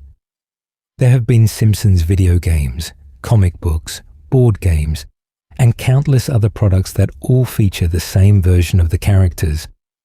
If the TV show kept aging the characters, while the games and comics stayed with the classic versions, you'd have brand confusion and fragmentation. The frozen timeline keeps everything aligned. Fox and now Disney, which owns the show after acquiring 21st Century Fox, have made enormous investments in the Simpsons brand. They've built Simpsons attractions at Universal Studios theme parks. They've produced the Simpsons movie. They've created endless tie-in products and cross-promotional deals. All of these investments are based on the characters being recognizable and consistent. Aging the characters would potentially jeopardize billions of dollars in existing investments and future revenue streams. There's also a risk aversion element to the business logic. The Simpsons makes a lot of money doing what it does. Changing the fundamental premise by aging the characters would be a huge gamble. Maybe it would work and bring in new viewers, but maybe it would alienate existing fans and damage the brand. From a business perspective, why take that risk when the current model is still profitable? And the advertising market rewards consistency and predictability. Advertisers know what they're getting when they buy time during The Simpsons. It's a family-friendly sitcom with broad appeal that's been on the air forever.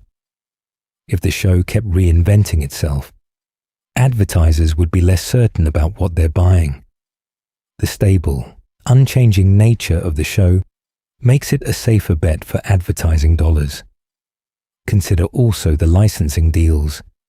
The Simpsons has licensing agreements with hundreds of companies to produce everything from Lego sets to ice cream to theme park rides. These agreements are based on using the characters as they currently exist.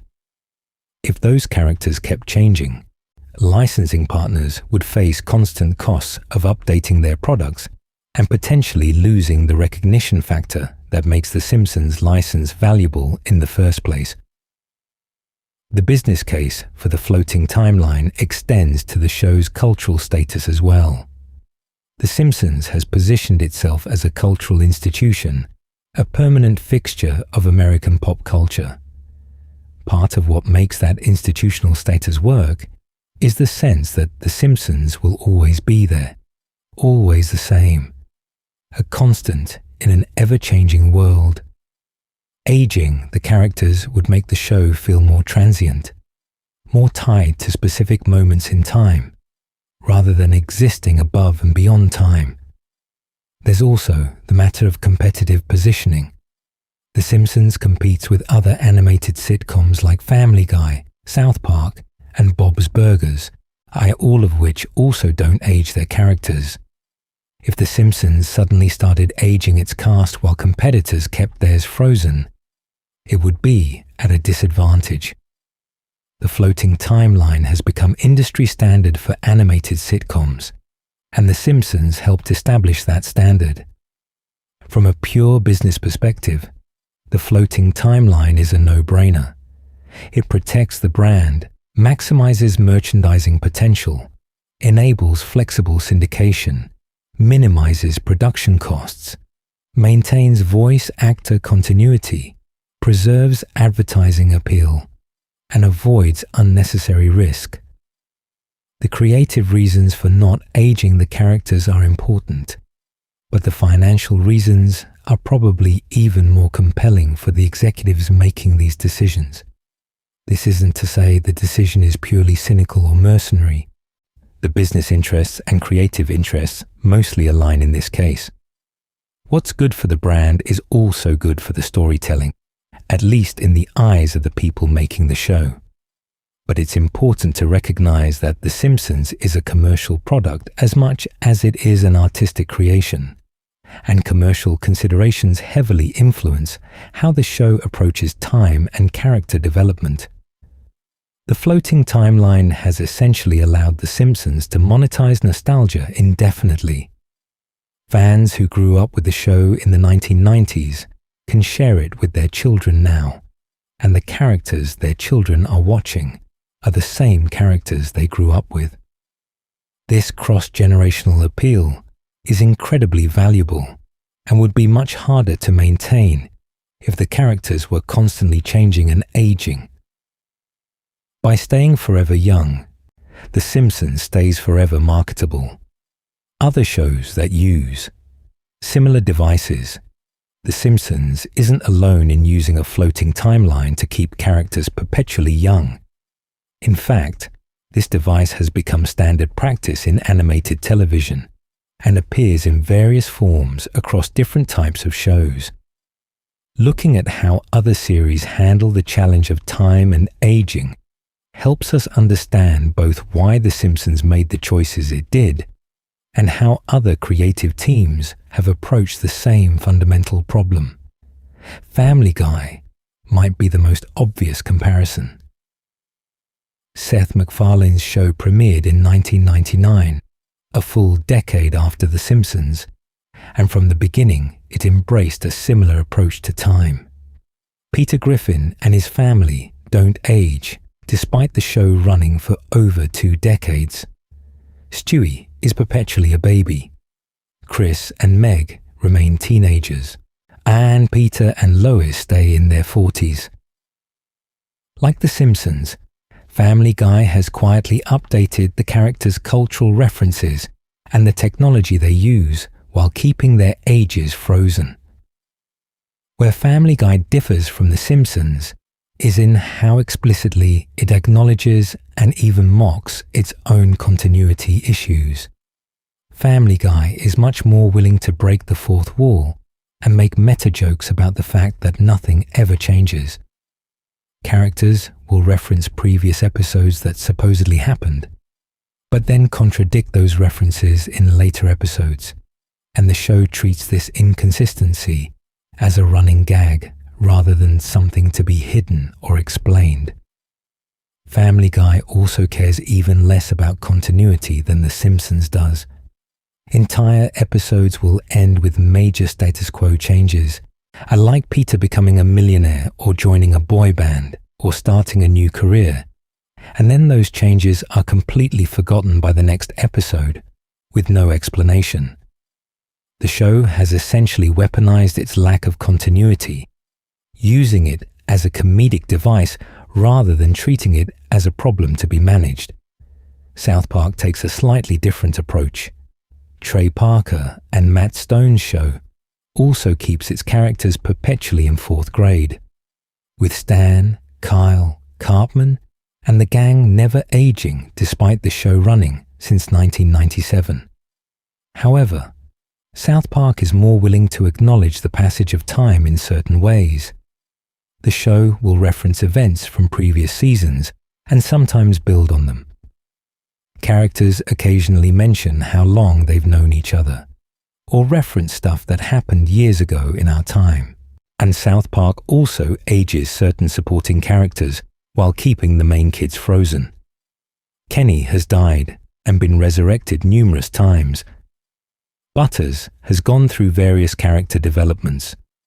Some adult characters have aged or had their circumstances change significantly. The show maintains a looser, more flexible approach to continuity that allows for both episodic storytelling and occasional serialization. Interestingly, South Park did experiment with linear time in more recent seasons, with consecutive episodes forming continuous storylines and even carrying plots across entire seasons.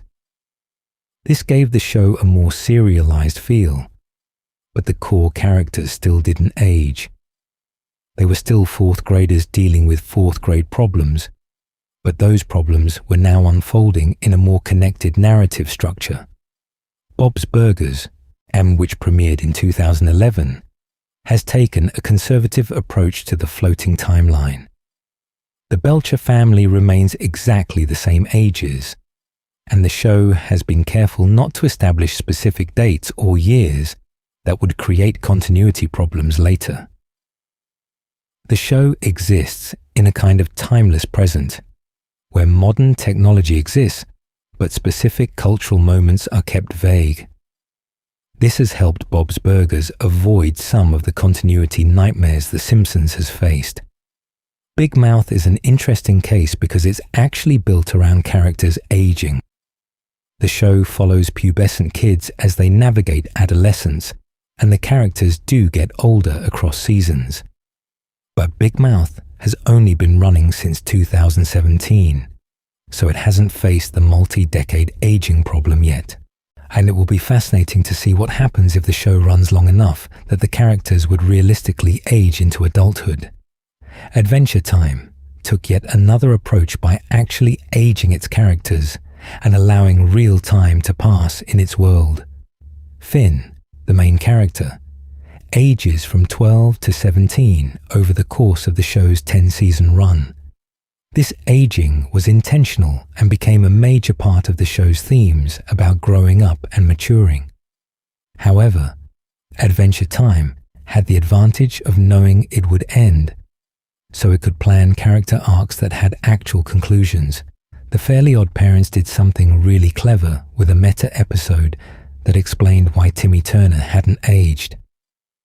In Timmy's Secret Wish, it's revealed that Timmy used his fairy godparents to wish that everyone on Earth would stop aging, and then 50 years had actually passed in the show's timeline.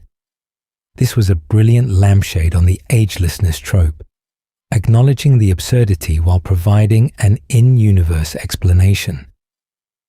Phineas and Ferb explicitly took place over a single summer vacation, with each episode representing a different day.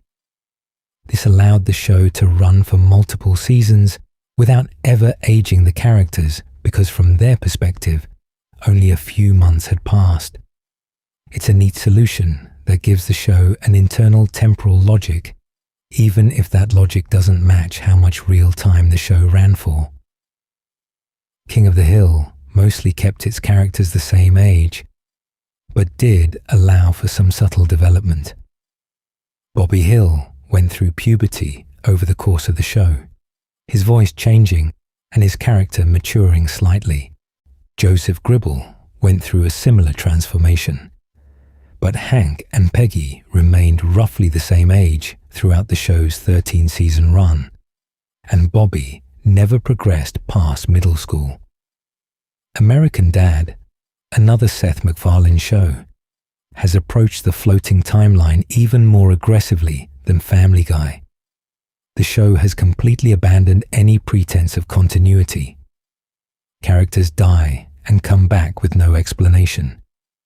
Major life changes happen and are then reversed. The show treats each episode almost like an alternate universe version of the characters, connected by personality and relationships, but not by consistent history.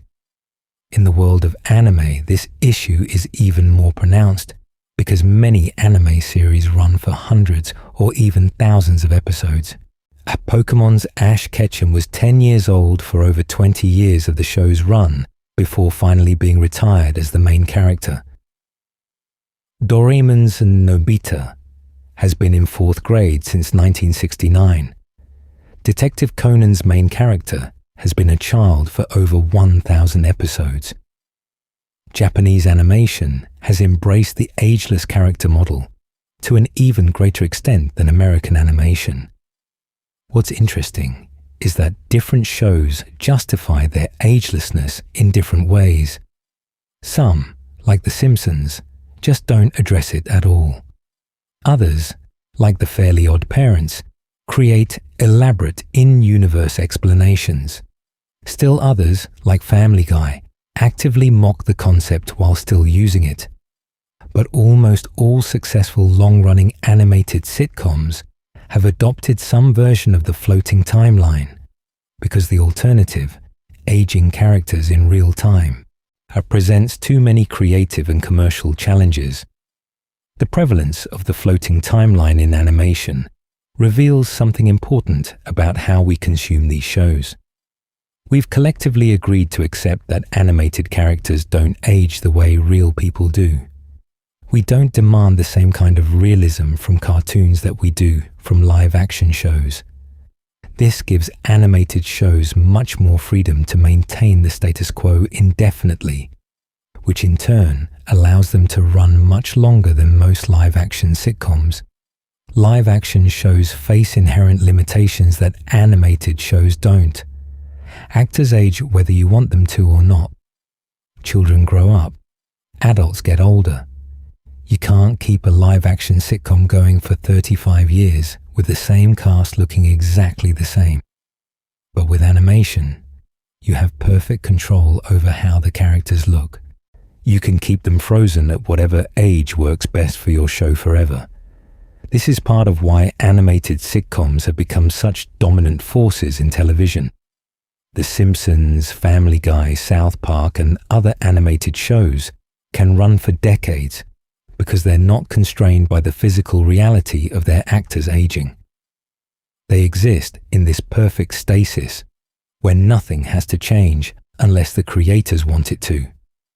And mostly, they don't want it to, because change is risky and the current model works. The comparison to other shows also highlights what makes The Simpsons' approach distinctive. While many shows use floating timelines, The Simpsons was one of the first to really push it to extreme lengths and to deal with the complications that come from running a show for over 35 years.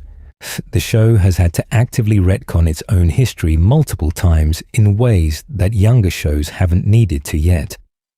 The Simpsons is in some ways the test case for what happens when you keep a floating timeline going for multiple decades. Other shows can learn from The Simpsons' experience, both what works and what doesn't. The key lesson seems to be, embrace the inconsistency rather than trying to hide it. Shows that acknowledge their own continuity problems and make jokes about them tend to handle the floating timeline better than shows that pretend everything makes sense. The audience is smart enough to notice when things don't add up, so you might as well acknowledge it and have fun with it. The floating timeline has become such standard practice in animated television that we barely question it anymore. And when a new animated sitcom premieres, we just assume the characters will stay the same age forever. It's become part of the genre conventions, as expected as laugh tracks used to be in live-action sitcoms. The Simpsons helped establish this convention, and now it's been adopted widely across the animation industry because it works, despite all the paradoxes it creates. The psychology and fan reception. The floating timeline doesn't just create narrative and logical problems. It creates psychological ones too, both for the viewers watching the show and for the creators making it. Understanding how fans have reacted to The Simpsons' approach to time reveals a lot about how we form relationships with fictional characters and what we're willing to accept in the service of our entertainment. When The Simpsons first started, and nobody was thinking about what would happen if the show ran for decades. Fans in 1989 just enjoyed watching this funny new cartoon about a dysfunctional family. The characters were fresh, the humor was sharp, and there was no reason to worry about long-term continuity because nobody expected the show to become the longest-running American sitcom in television history. As the show continued through the 1990s, fans started to notice little inconsistencies here and there. Continuity errors would crop up where a character would reference something that contradicted what we'd seen in a previous episode. But these were generally minor and easily forgiven. The show was still finding its voice, still experimenting, and most fans were willing to overlook small mistakes in favor of enjoying good episodes. The real shift in fan psychology came in the 2000s when the show started actively retconning major pieces of its own history. That 90s show, in 2008, was a watershed moment. This wasn't a small continuity error or a forgettable detail being changed. This was the show completely rewriting how Homer and Marge met and fell in love, contradicting what were considered some of the series' best and most emotionally resonant episodes. Fan reaction was intense and divided. Some fans were outraged, feeling like the show had betrayed its own history and disrespected episodes they loved. Others argued that this was a necessary evolution, that the original timeline was becoming untenable, and that fans needed to accept that The Simpsons doesn't follow normal rules of continuity. Our online forums erupted with debates about whether the show had crossed a line or whether fans were being too rigid about continuity. What's interesting is that this debate revealed different types of Simpsons fans with different expectations about how the show should work. Some fans watch The Simpsons as pure comedy, enjoying individual episodes without caring much about how they connect to each other. For these viewers, the floating timeline isn't a problem, because they're not trying to construct a coherent timeline in their heads. Each episode is its own thing, and continuity doesn't matter. Other fans watch The Simpsons more seriously, treating it as a world with internal logic and history. These fans care about character development, continuity, and the show's established lore. For them, in the floating timeline is deeply frustrating because it breaks the immersive quality of the show. How can you invest in these characters' lives when their histories keep changing? How can you care about relationships when the past that formed those relationships isn't stable? This divide has only gotten more pronounced as the show has continued.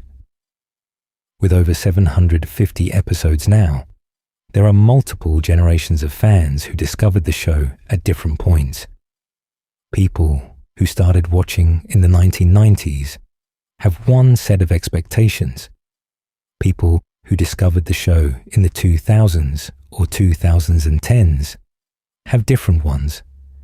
And people discovering it now on Disney Plus might not even be aware of all the continuity issues because they're just watching whatever episodes seem interesting.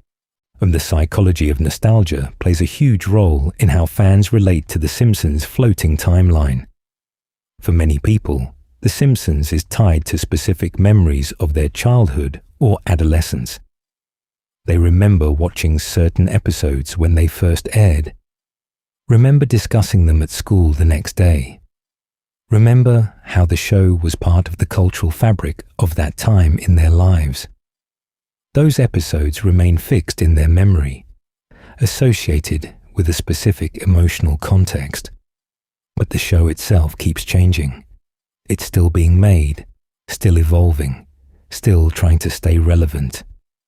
This creates a tension between the version of the show that exists in fans' memories and the version that exists on screen today. And some fans resolve this tension by simply ignoring newer episodes and treating the show as if it ended after season 8 or 10, or whatever season they consider the last good one. They preserve their nostalgic relationship with the show by mentally freezing it at a point in time. Other fans continue watching, but maintain a separate mental space for classic Simpsons versus modern Simpsons, treating them almost as different shows that happen to share characters. Classic Simpsons has a certain tone, style, and level of quality. Modern Simpsons is something else, enjoyed for different reasons or not enjoyed at all. This psychological compartmentalization allows fans to preserve their love for early seasons while acknowledging that the current show is different. The floating timeline also affects how fans engage with the show's past. And when you watch an old episode from the 1990s, you're watching something that was explicitly set in the 1990s and referenced the culture and technology of that time. But newer episodes have retroactively changed when those events really happened. So in a weird way, watching an old episode becomes an act of time travel. You're seeing a version of the characters and their history that no longer officially exists according to the show's current continuity. This creates a strange viewing experience where old episodes feel like artifacts from a different timeline, alternate universe versions of these characters. They're still enjoyable and still canon in some sense, but they exist in tension with what the show is saying now about these same characters. It's like The Simpsons has created its own multiverse where different versions of the characters' histories can coexist. For some fans, this is exciting and interesting. It adds layers of complexity to the show. You can think about how different versions of events fit together, or create elaborate fan theories about how the timeline works. Other fans find it exhausting and frustrating. They just want the show to be consistent so they can enjoy it without having to keep track of contradictions and retcons. The rise of internet fandom has amplified both of these responses. Online communities of Simpsons fans obsessively catalog continuity errors, debate timeline issues, and create elaborate theories to try to make everything fit together. These fans have turned the show's inconsistencies into a kind of game, unseeing how creative they can be in explaining away contradictions. At the same time, other online communities rally around nostalgia for early seasons and criticize the show for abandoning its own history. What's psychologically interesting is that fans have essentially learned to accept the floating timeline even as they complain about it. People still watch the show despite knowing that nothing makes sense chronologically. They've developed a kind of cognitive flexibility where they can enjoy individual episodes while maintaining awareness that those episodes don't necessarily fit together into a coherent whole. It's a more sophisticated way of watching television than what's typically required. This acceptance has parallels to how we engage with other long-running franchises, and comic book fans have dealt with continuity reboots and retcons for decades. They've learned to take what they like and ignore what they don't, to treat different creative runs as separate interpretations of the same characters. Simpsons fans have adopted a similar approach, treating the show as a loose collection of stories about these characters, rather than as one continuous narrative. The show's creators have recognized this fan psychology and sometimes play into it.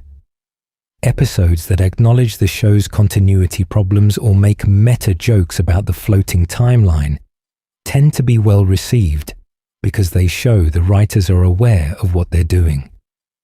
When the show winks at the audience and admits nothing makes sense, it creates a sense of shared understanding between creators and fans. We're all in on the joke together. However, and this meta-awareness can also backfire. Some fans feel like the show is being too clever for its own good, that all these self-referential jokes are a substitute for actual good storytelling. There's a sense that the show has become too self-conscious, too aware of its own status as a cultural institution, and that this self-awareness has made it less funny and less emotionally genuine. The psychology of watching a show that's been on for 35 plus years is genuinely complex. For lifelong fans, The Simpsons is woven into their entire lives. They've literally grown up with these characters, even though the characters themselves haven't grown up. This creates a weird emotional dynamic where you're aging past the characters you once identified with. Bart used to be your peer, then your little brother, then your nephew, and now maybe your son's age. But he's still the same Bart doing the same things. This aging past the characters phenomenon affects how we relate to their stories. An episode about Bart pulling a prank at school hits differently when you're 10 versus when you're 40. Your perspective shifts from identifying with Bart to identifying with the authority figures he's pranking. The show stays the same, but your relationship to it evolves. This wouldn't happen if the characters aged with you, but it's a natural consequence of the floating timeline. There's also a generational aspect to fan reception. Baby boomers who watched the show when it started are now in their 70s. Gen Xers who formed the show's core audience in the 1990s are now in their 50s. Millennials discovered the show as kids or teenagers. Gen Z is encountering it on streaming platforms. Each generation has their own relationship with the show, their own favorite episodes, their own take on what The Simpsons means. The floating timeline has allowed The Simpsons to speak to all these generations simultaneously, but it's also created a situation where there's no single, unified fan experience.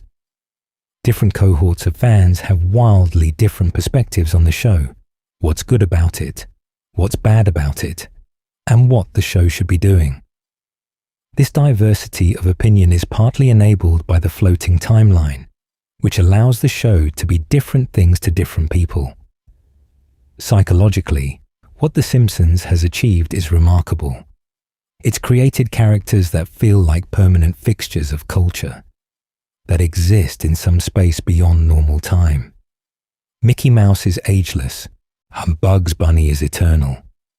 And now the Simpsons family has achieved that same mythological status. They're not really people who age and change. They're icons, symbols, a permanent part of our shared cultural landscape. The floating timeline is what makes that possible, for better and for worse. What would happen if they did age? Let's engage in a thought experiment. What if The Simpsons had taken a completely different path? What if Matt Groening and the writers had decided from the beginning that their characters would age in real time, growing older as the show continued? What would that version of The Simpsons look like today? And would it have been better or worse than what we actually got? If the characters had aged naturally from the show's 1989 premiere, we'd be watching a very different show now in 2025. Bart, who was 10 when the show started, would be 46 years old. Lisa would be 44. Maggie would be 36. Homer and Marge, who were in their 30s in 1989, would now be in their 70s. The entire family dynamic that forms the core of the show would be completely different. Let's start with Bart. If he'd aged realistically, we would have watched him go through his rebellious teenage years in the mid to late 1990s. Episodes might have dealt with Bart getting his driver's license, Bart dating, Bart deciding whether to go to college. By the early 2000s, he'd be in his 20s, possibly attending college or starting a career. By the 2000s, he'd be a full adult, maybe married with his own kids. Now, in 2025, middle-aged Bart would be dealing with midlife crisis, career challenges, aging parents. These could be interesting stories, and there's dramatic potential in watching a character who was such a troublemaker as a kid deal with the consequences of those traits as an adult. Does adult Bart settle down and become responsible? Or does he remain impulsive and chaotic? How does his relationship with his parents change as he becomes a parent himself? What does Bart Simpson look like at 46? But here's the problem.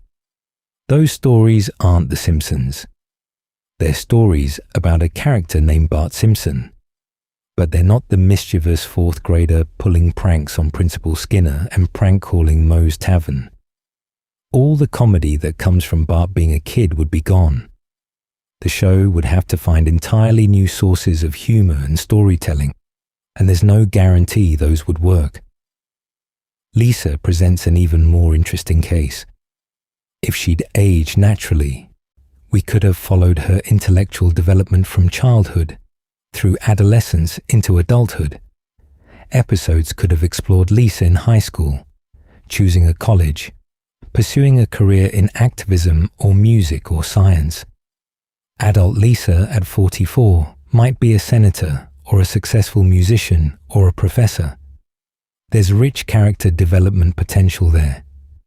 But again, you lose what makes Lisa work as a character.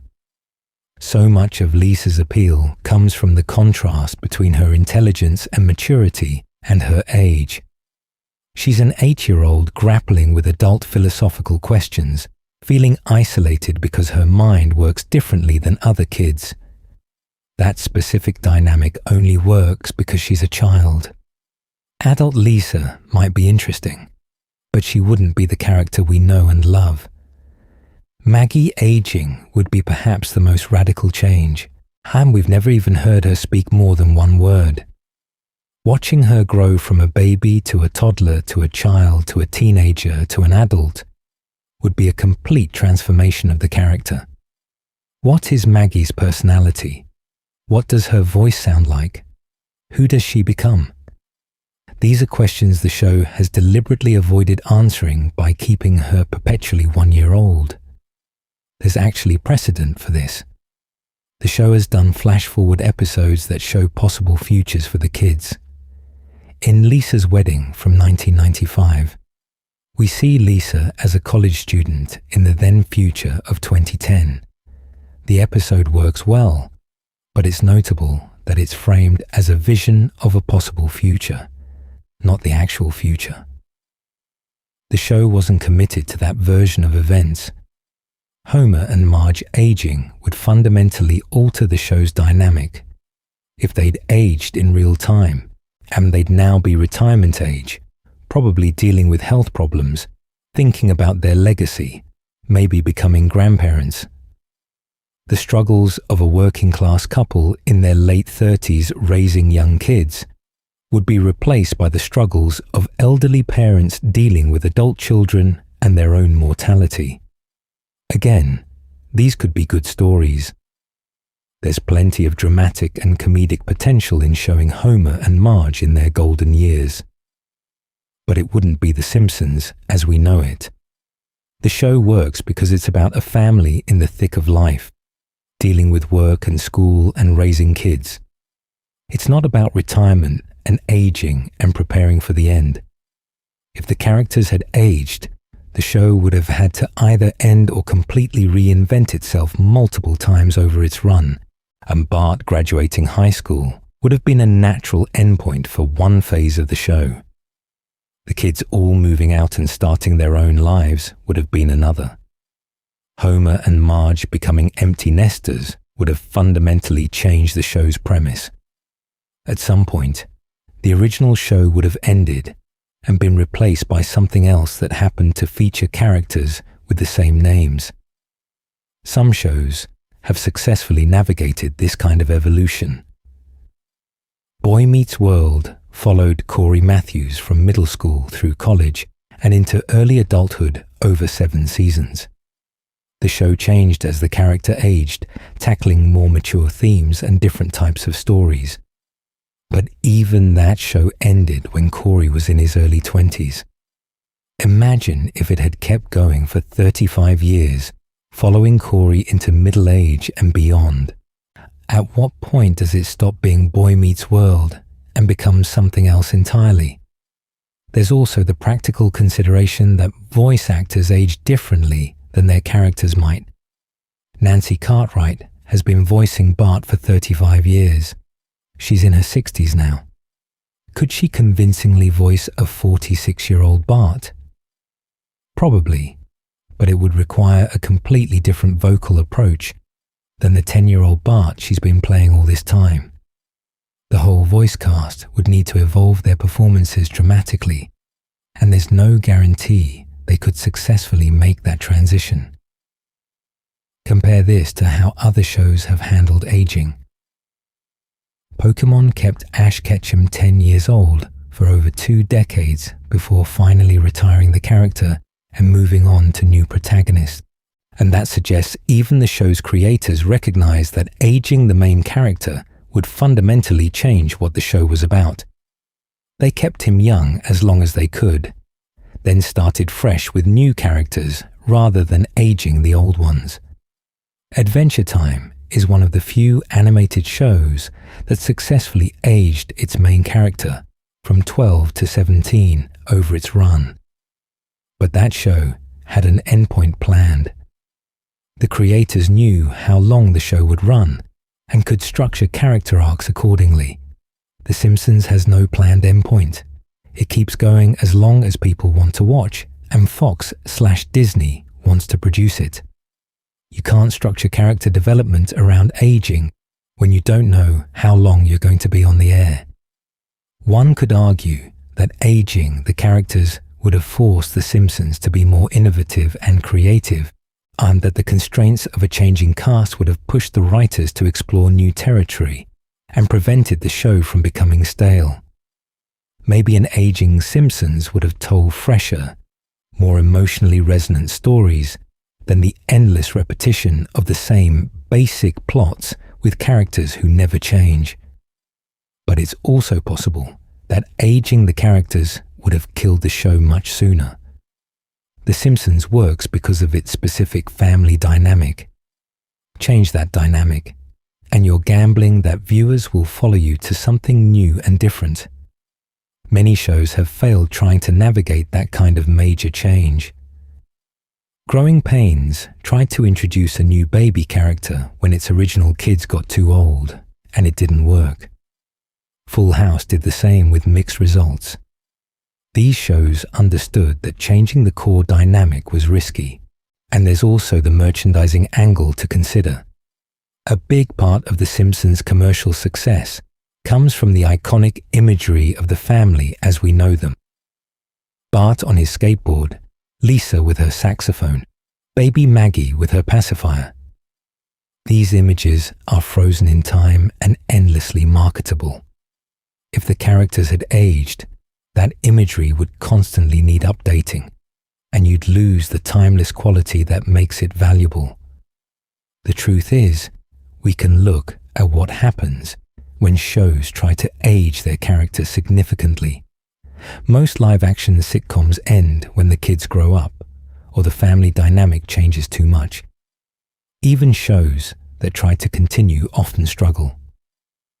That 70s show was never the same after its core cast started leaving for college and careers.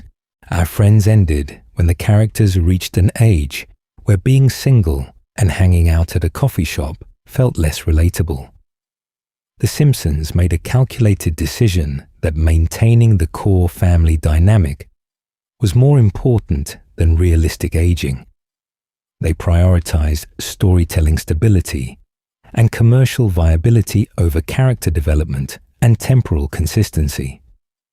Whether this was the right choice is debatable, but it's undeniable that it's allowed the show to continue for far longer than it would have otherwise. In an alternate universe where The Simpsons aged its characters in real time, that version of the show probably would have ended somewhere between 2000 and 2010, after 10 to 20 seasons. It might have been more critically acclaimed, more emotionally satisfying, more artistically ambitious, but it wouldn't still be on the air in 2025, and it wouldn't have achieved the same cultural ubiquity and commercial success as the version we got. The floating timeline was always the more sustainable choice, even if it meant sacrificing certain types of storytelling and creating endless continuity problems. For better or worse, we got eternal Bart and eternal Homer rather than aging Bart and aging Homer. And while we can wonder what might have been, the reality is that the choice to never age these characters is probably the single biggest reason The Simpsons is still around for us to argue about. The timeline controversies and retcons. If there's one aspect of The Simpsons' floating timeline that generates the most passionate fan debate, it's the controversial episodes that actively retcon the show's established history.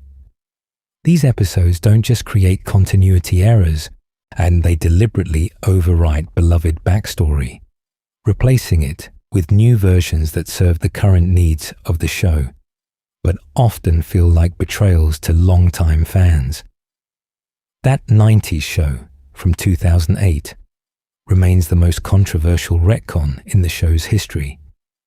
This season 19 episode completely rewrote Homer and Marge's origin story, moving it from the 1970s to the 1990s. Instead of meeting in high school during the era of disco and Watergate, they met in college during the grunge era. Homer was in a band called Sadgasm, parodying Nirvana and other grunge acts. Marge worked as a muralist. The whole aesthetic and cultural context of their romance was completely different. This wasn't a subtle update or a minor timeline adjustment. This was the show explicitly contradicting The Way We Was from 1991 on one of the most beloved episodes in the series. That episode had shown Homer and Marge meeting in detention in 1974, falling in love at the prom, and beginning the relationship that would define both their lives. It was sweet, funny, and emotionally genuine.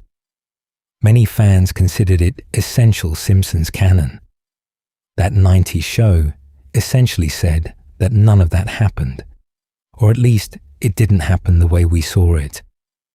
The show was acknowledging that keeping Homer and Marge's romance in the 1970s was no longer sustainable. If they fell in love in 1974 and were now in their late 30s, they'd actually be in their late 50s or early 60s. The math didn't work anymore, so the show moved their history forward to maintain their current ages. Fan reaction was immediate and intense. Online forums exploded with outrage, and reviewers savaged the episode. The show's Wikipedia page and the fan wikis were updated with extensive notes about the contradiction. Some fans declared that the episode was non-canon and shouldn't be taken seriously. Others argued that this was the inevitable result of a show running this long, and fans needed to accept that timelines would shift.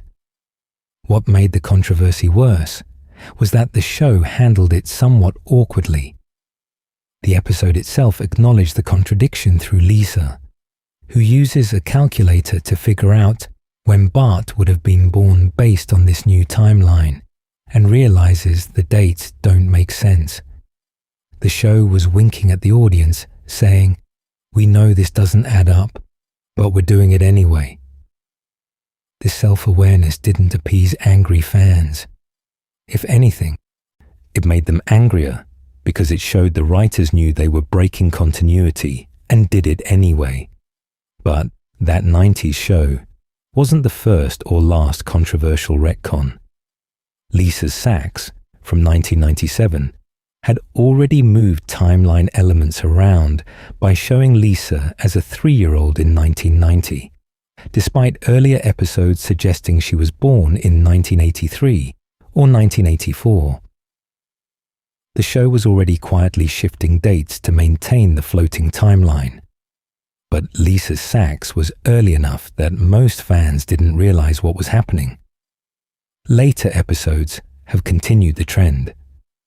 Do Pizza Bots Dream of Electric Guitars, from 2021, showed Homer as a teenager in the 1990s, another jump forward in the timeline. Twitter erupted with comments like, "How long can they keep it up?" Some fans treated it as a joke, others as evidence that the show had completely abandoned any pretense of continuity. The season 37 premiere Thrifty Ways to Thieve Your Mother, from 2025, pushed things even further by showing Marge at Lisa's age in the 1990s. This means Marge was born in the mid to late 1980s, making her younger than some of the show's longtime fans. For viewers who have been watching since the beginning, seeing Marge's childhood set in an era they remember as young adults is deeply weird and disorienting. Each of these retcons serves a specific purpose, keeping the characters' ages consistent with how they're written and drawn. But each one also chips away at the show's sense of history and continuity. Episodes that were once definitive backstory become outdated, are replaced by new versions that serve current needs, but don't have the same emotional weight or cultural resonance. The controversy around these retcons reflects different philosophies about how to watch The Simpsons. Some fans treat the show as a continuous narrative with a coherent history that should be respected. These fans want the show to maintain consistency with what's come before, even if that means accepting that the characters are getting older than the show wants them to be. Other fans treat each episode as essentially standalone, accepting that continuity is loose and that the show will retcon whatever it needs to in order to tell the stories it wants to tell. For these fans, that 90s show is just another episode, no more or less valid than The Way We Was. Both are stories about how Homer and Marge met, and both can be enjoyed on their own terms without worrying about which one is real. The show's creators have mostly sided with the second philosophy.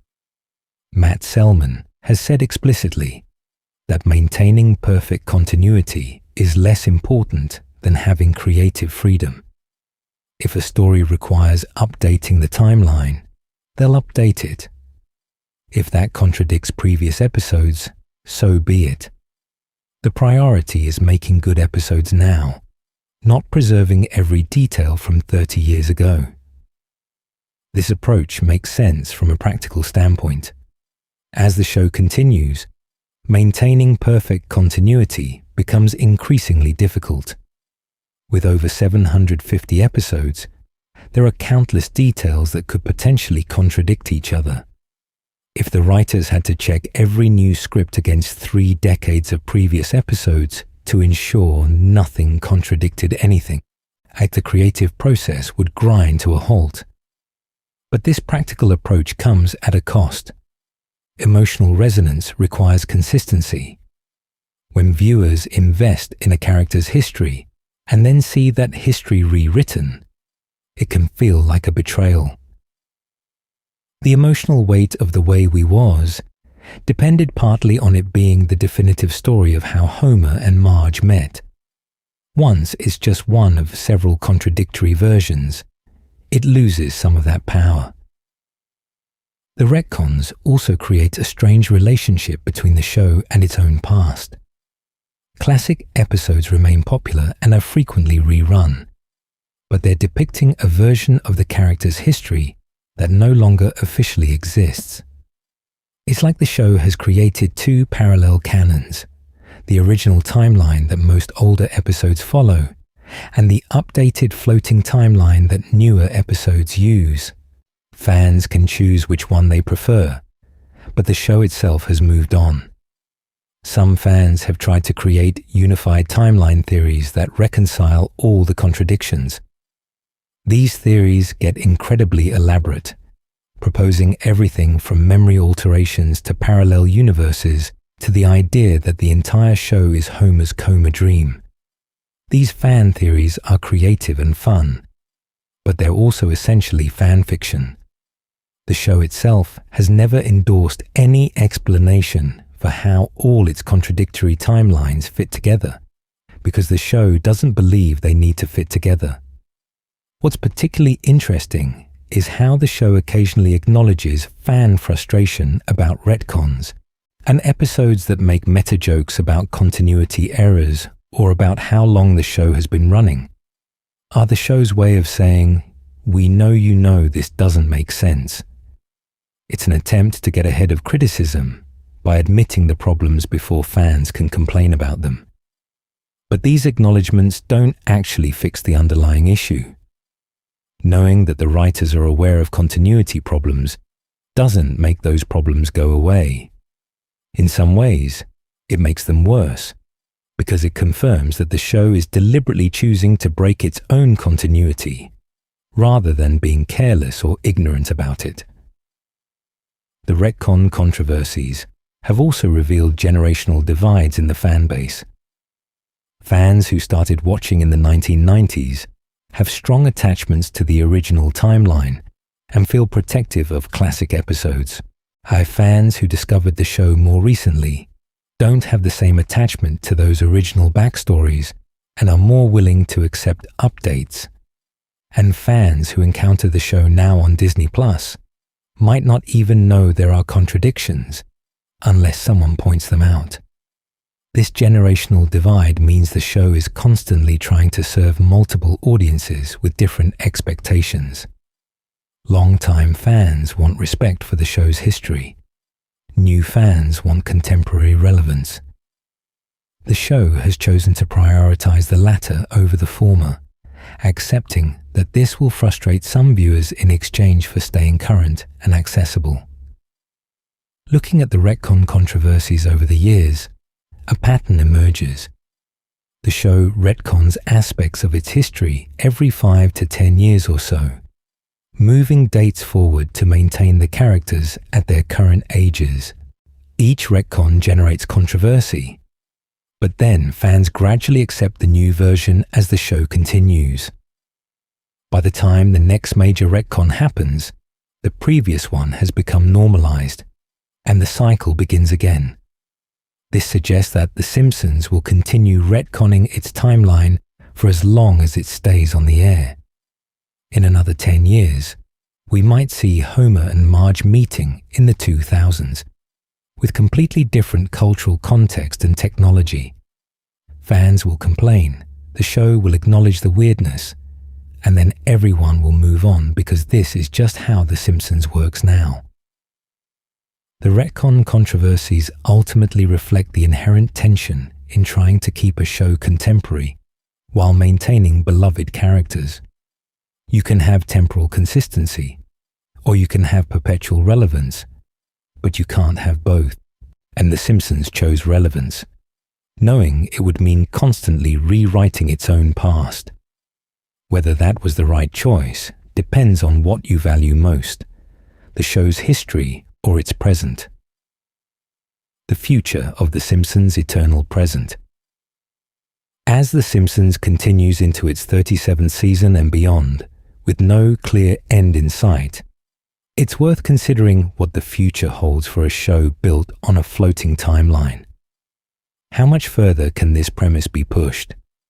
What happens as the show's entire backstory gradually moves into the 21st century? Is there a breaking point where the floating timeline stops working? Consider where we are now in 2025. Recent episodes have shown Homer as a teenager in the 1990s, and Marge at Lisa's age in that same era.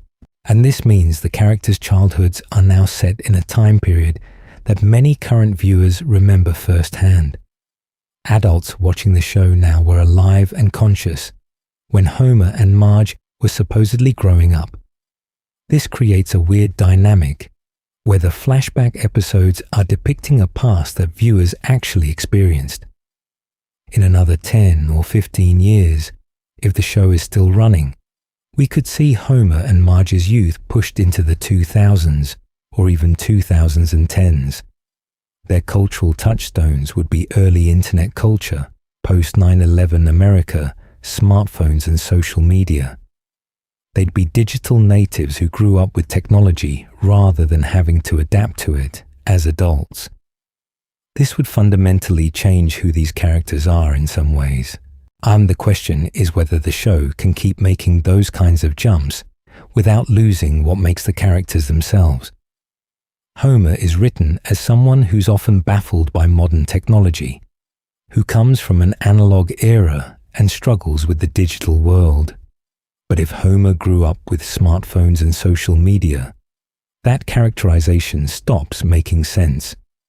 The show would either need to change how Homer is written or accept an increasingly large contradiction between the character's personality and his supposed background. The same issue affects all the characters. Bart's rebelliousness has always been coded as kind of old school, pulling real-world pranks rather than digital ones. But if Bart was born in the 2010s or 2020s, his entire relationship with technology and culture would be different, and the writers would need to figure out how to maintain the character's essential traits while acknowledging that his cultural context has completely changed. One possible future is that The Simpsons eventually stops doing flashback episodes entirely, or at least stops being specific about when those flashbacks take place. Instead of setting Homer and Marge's youth in a particular decade, the show could keep things vague, showing a timeless past that doesn't commit to specific years or cultural moments. This would avoid the need for constant retcons, but it would also lose the specificity that makes flashback episodes fun. Another possibility is that the show starts leaning even harder into the meta aspects of its premise.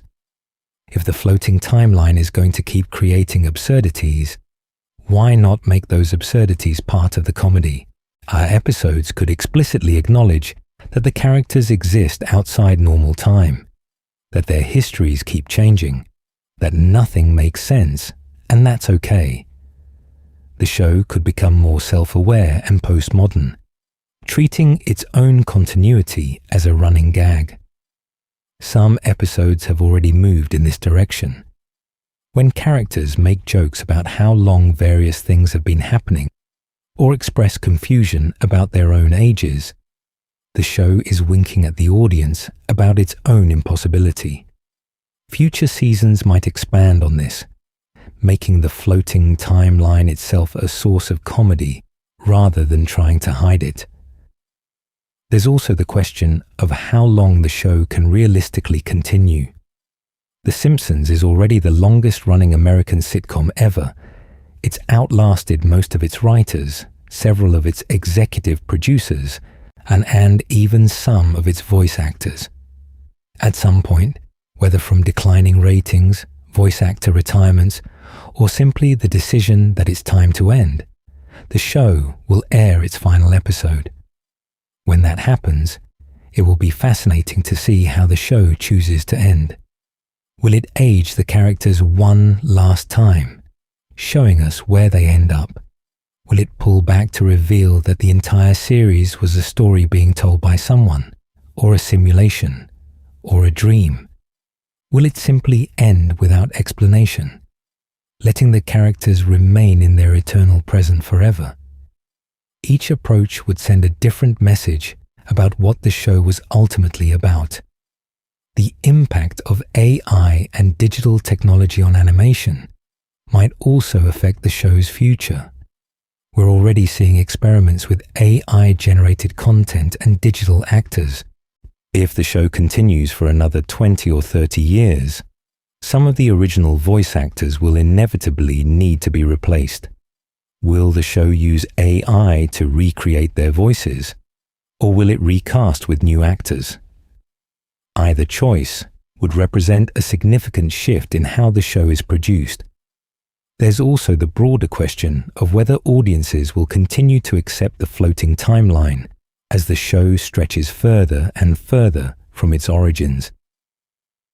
The Simpsons works as a time capsule of the late 1980s and early 1990s for fans who watched it then. But for viewers discovering the show in 2040 or 2050, it will be completely disconnected from the era of its creation. At what point does the show feel more like a historical artifact than a contemporary work? The show's approach to current events will also need to evolve, and The Simpsons has always commented on politics and culture. But as it continues, those comments will layer on top of decades of previous commentary. The show has depicted multiple presidents, multiple wars, multiple economic crises, all with characters who haven't aged. This creates a strange effect where the Simpson family has witnessed massive historical changes while remaining personally unchanged. One thing seems certain: as long as The Simpsons continues, it will keep pushing its timeline forward. Every few years, there will be new retcons moving the characters' backgrounds into more recent decades. Each update will generate controversy and debate. Some fans will complain, others will defend the changes, and the show will continue, because that's what it does. What's remarkable is that the show has already pushed the floating timeline further than anyone thought possible. When That 90s Show aired in 2008, many fans thought the show had reached the limit of how far it could stretch credibility. Yet here we are almost 20 years later, and the show is still going, still updating its timeline, still finding ways to keep the characters contemporary. The future of The Simpsons' eternal present is really the future of the show itself.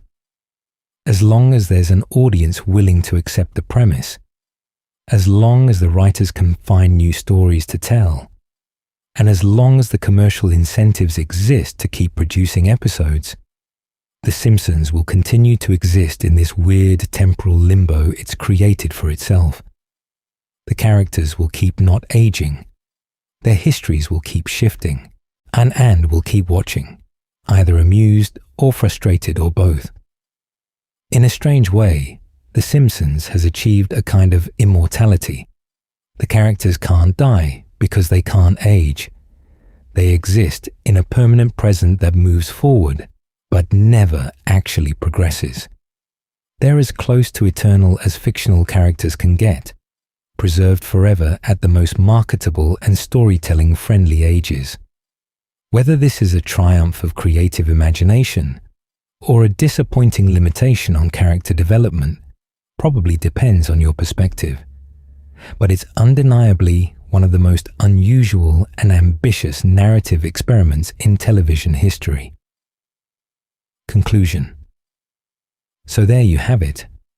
The real explanation for why The Simpsons never age is actually multiple explanations layered on top of each other, and all working together to create this bizarre but functional approach to time and storytelling. There's the creative explanation. Keeping the characters at fixed ages preserves the show's core dynamic and gives writers unlimited storytelling freedom.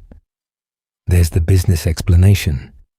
Frozen characters are easier to merchandise and syndicate, protecting billions of dollars in commercial investments. There's the practical explanation. Animated characters can stay the same forever in ways that live-action characters can't. And there's the philosophical explanation. The Simpsons have become mythological figures who exist outside normal time, more like Mickey Mouse or Superman than like real people. The floating timeline creates countless paradoxes and contradictions. The math doesn't work. The continuity is broken. In characters' histories keep changing. But somehow, despite all these problems, or maybe because of them, The Simpsons keeps going. The show has learned to embrace its own impossibility, to make the contradictions part of its identity, rather than flaws to be hidden. What The Simpsons has proven is that perfect continuity isn't necessary for a show to work. Viewers are willing to accept a lot of timeline weirdness if the characters remain entertaining and the stories stay fresh. We've collectively agreed to suspend our disbelief about how time works in Springfield, to accept that these characters can span decades of cultural change without aging, to enjoy each episode on its own terms, without worrying too much about how it fits with everything that came before. And the floating timeline is The Simpsons' greatest creative innovation and its biggest limitation. It's what's allowed the show to run for 37 seasons and counting, but it's also prevented the show from achieving certain types of emotional depth and character development. It's made The Simpsons eternally contemporary, but also eternally stuck, unable to move forward, unable to show us what these characters become as they age and mature. But maybe that's okay. Maybe we don't need to see Bart grow up, or Homer retire, or Lisa achieve her dreams. Maybe The Simpsons works best exactly where it is, frozen at a specific moment in these characters' lives, allowing us to visit them again and again, without anything ever fundamentally changing. Maybe the eternal present isn't a compromise. Maybe it's the whole point, and The Simpsons never age because aging would make them human. And being human means eventually dying. By never aging, they achieve a kind of cartoon immortality. They can comment on our changing world while remaining unchanging themselves. They can be whatever the show needs them to be in any given episode without being constrained by the weight of accumulated history. They're free in a way that realistic characters can never be. Whether you love this approach or hate it, whether you think The Simpsons should have ended years ago or should continue forever, there's no denying that what the show has accomplished with its floating timeline is unprecedented in television history.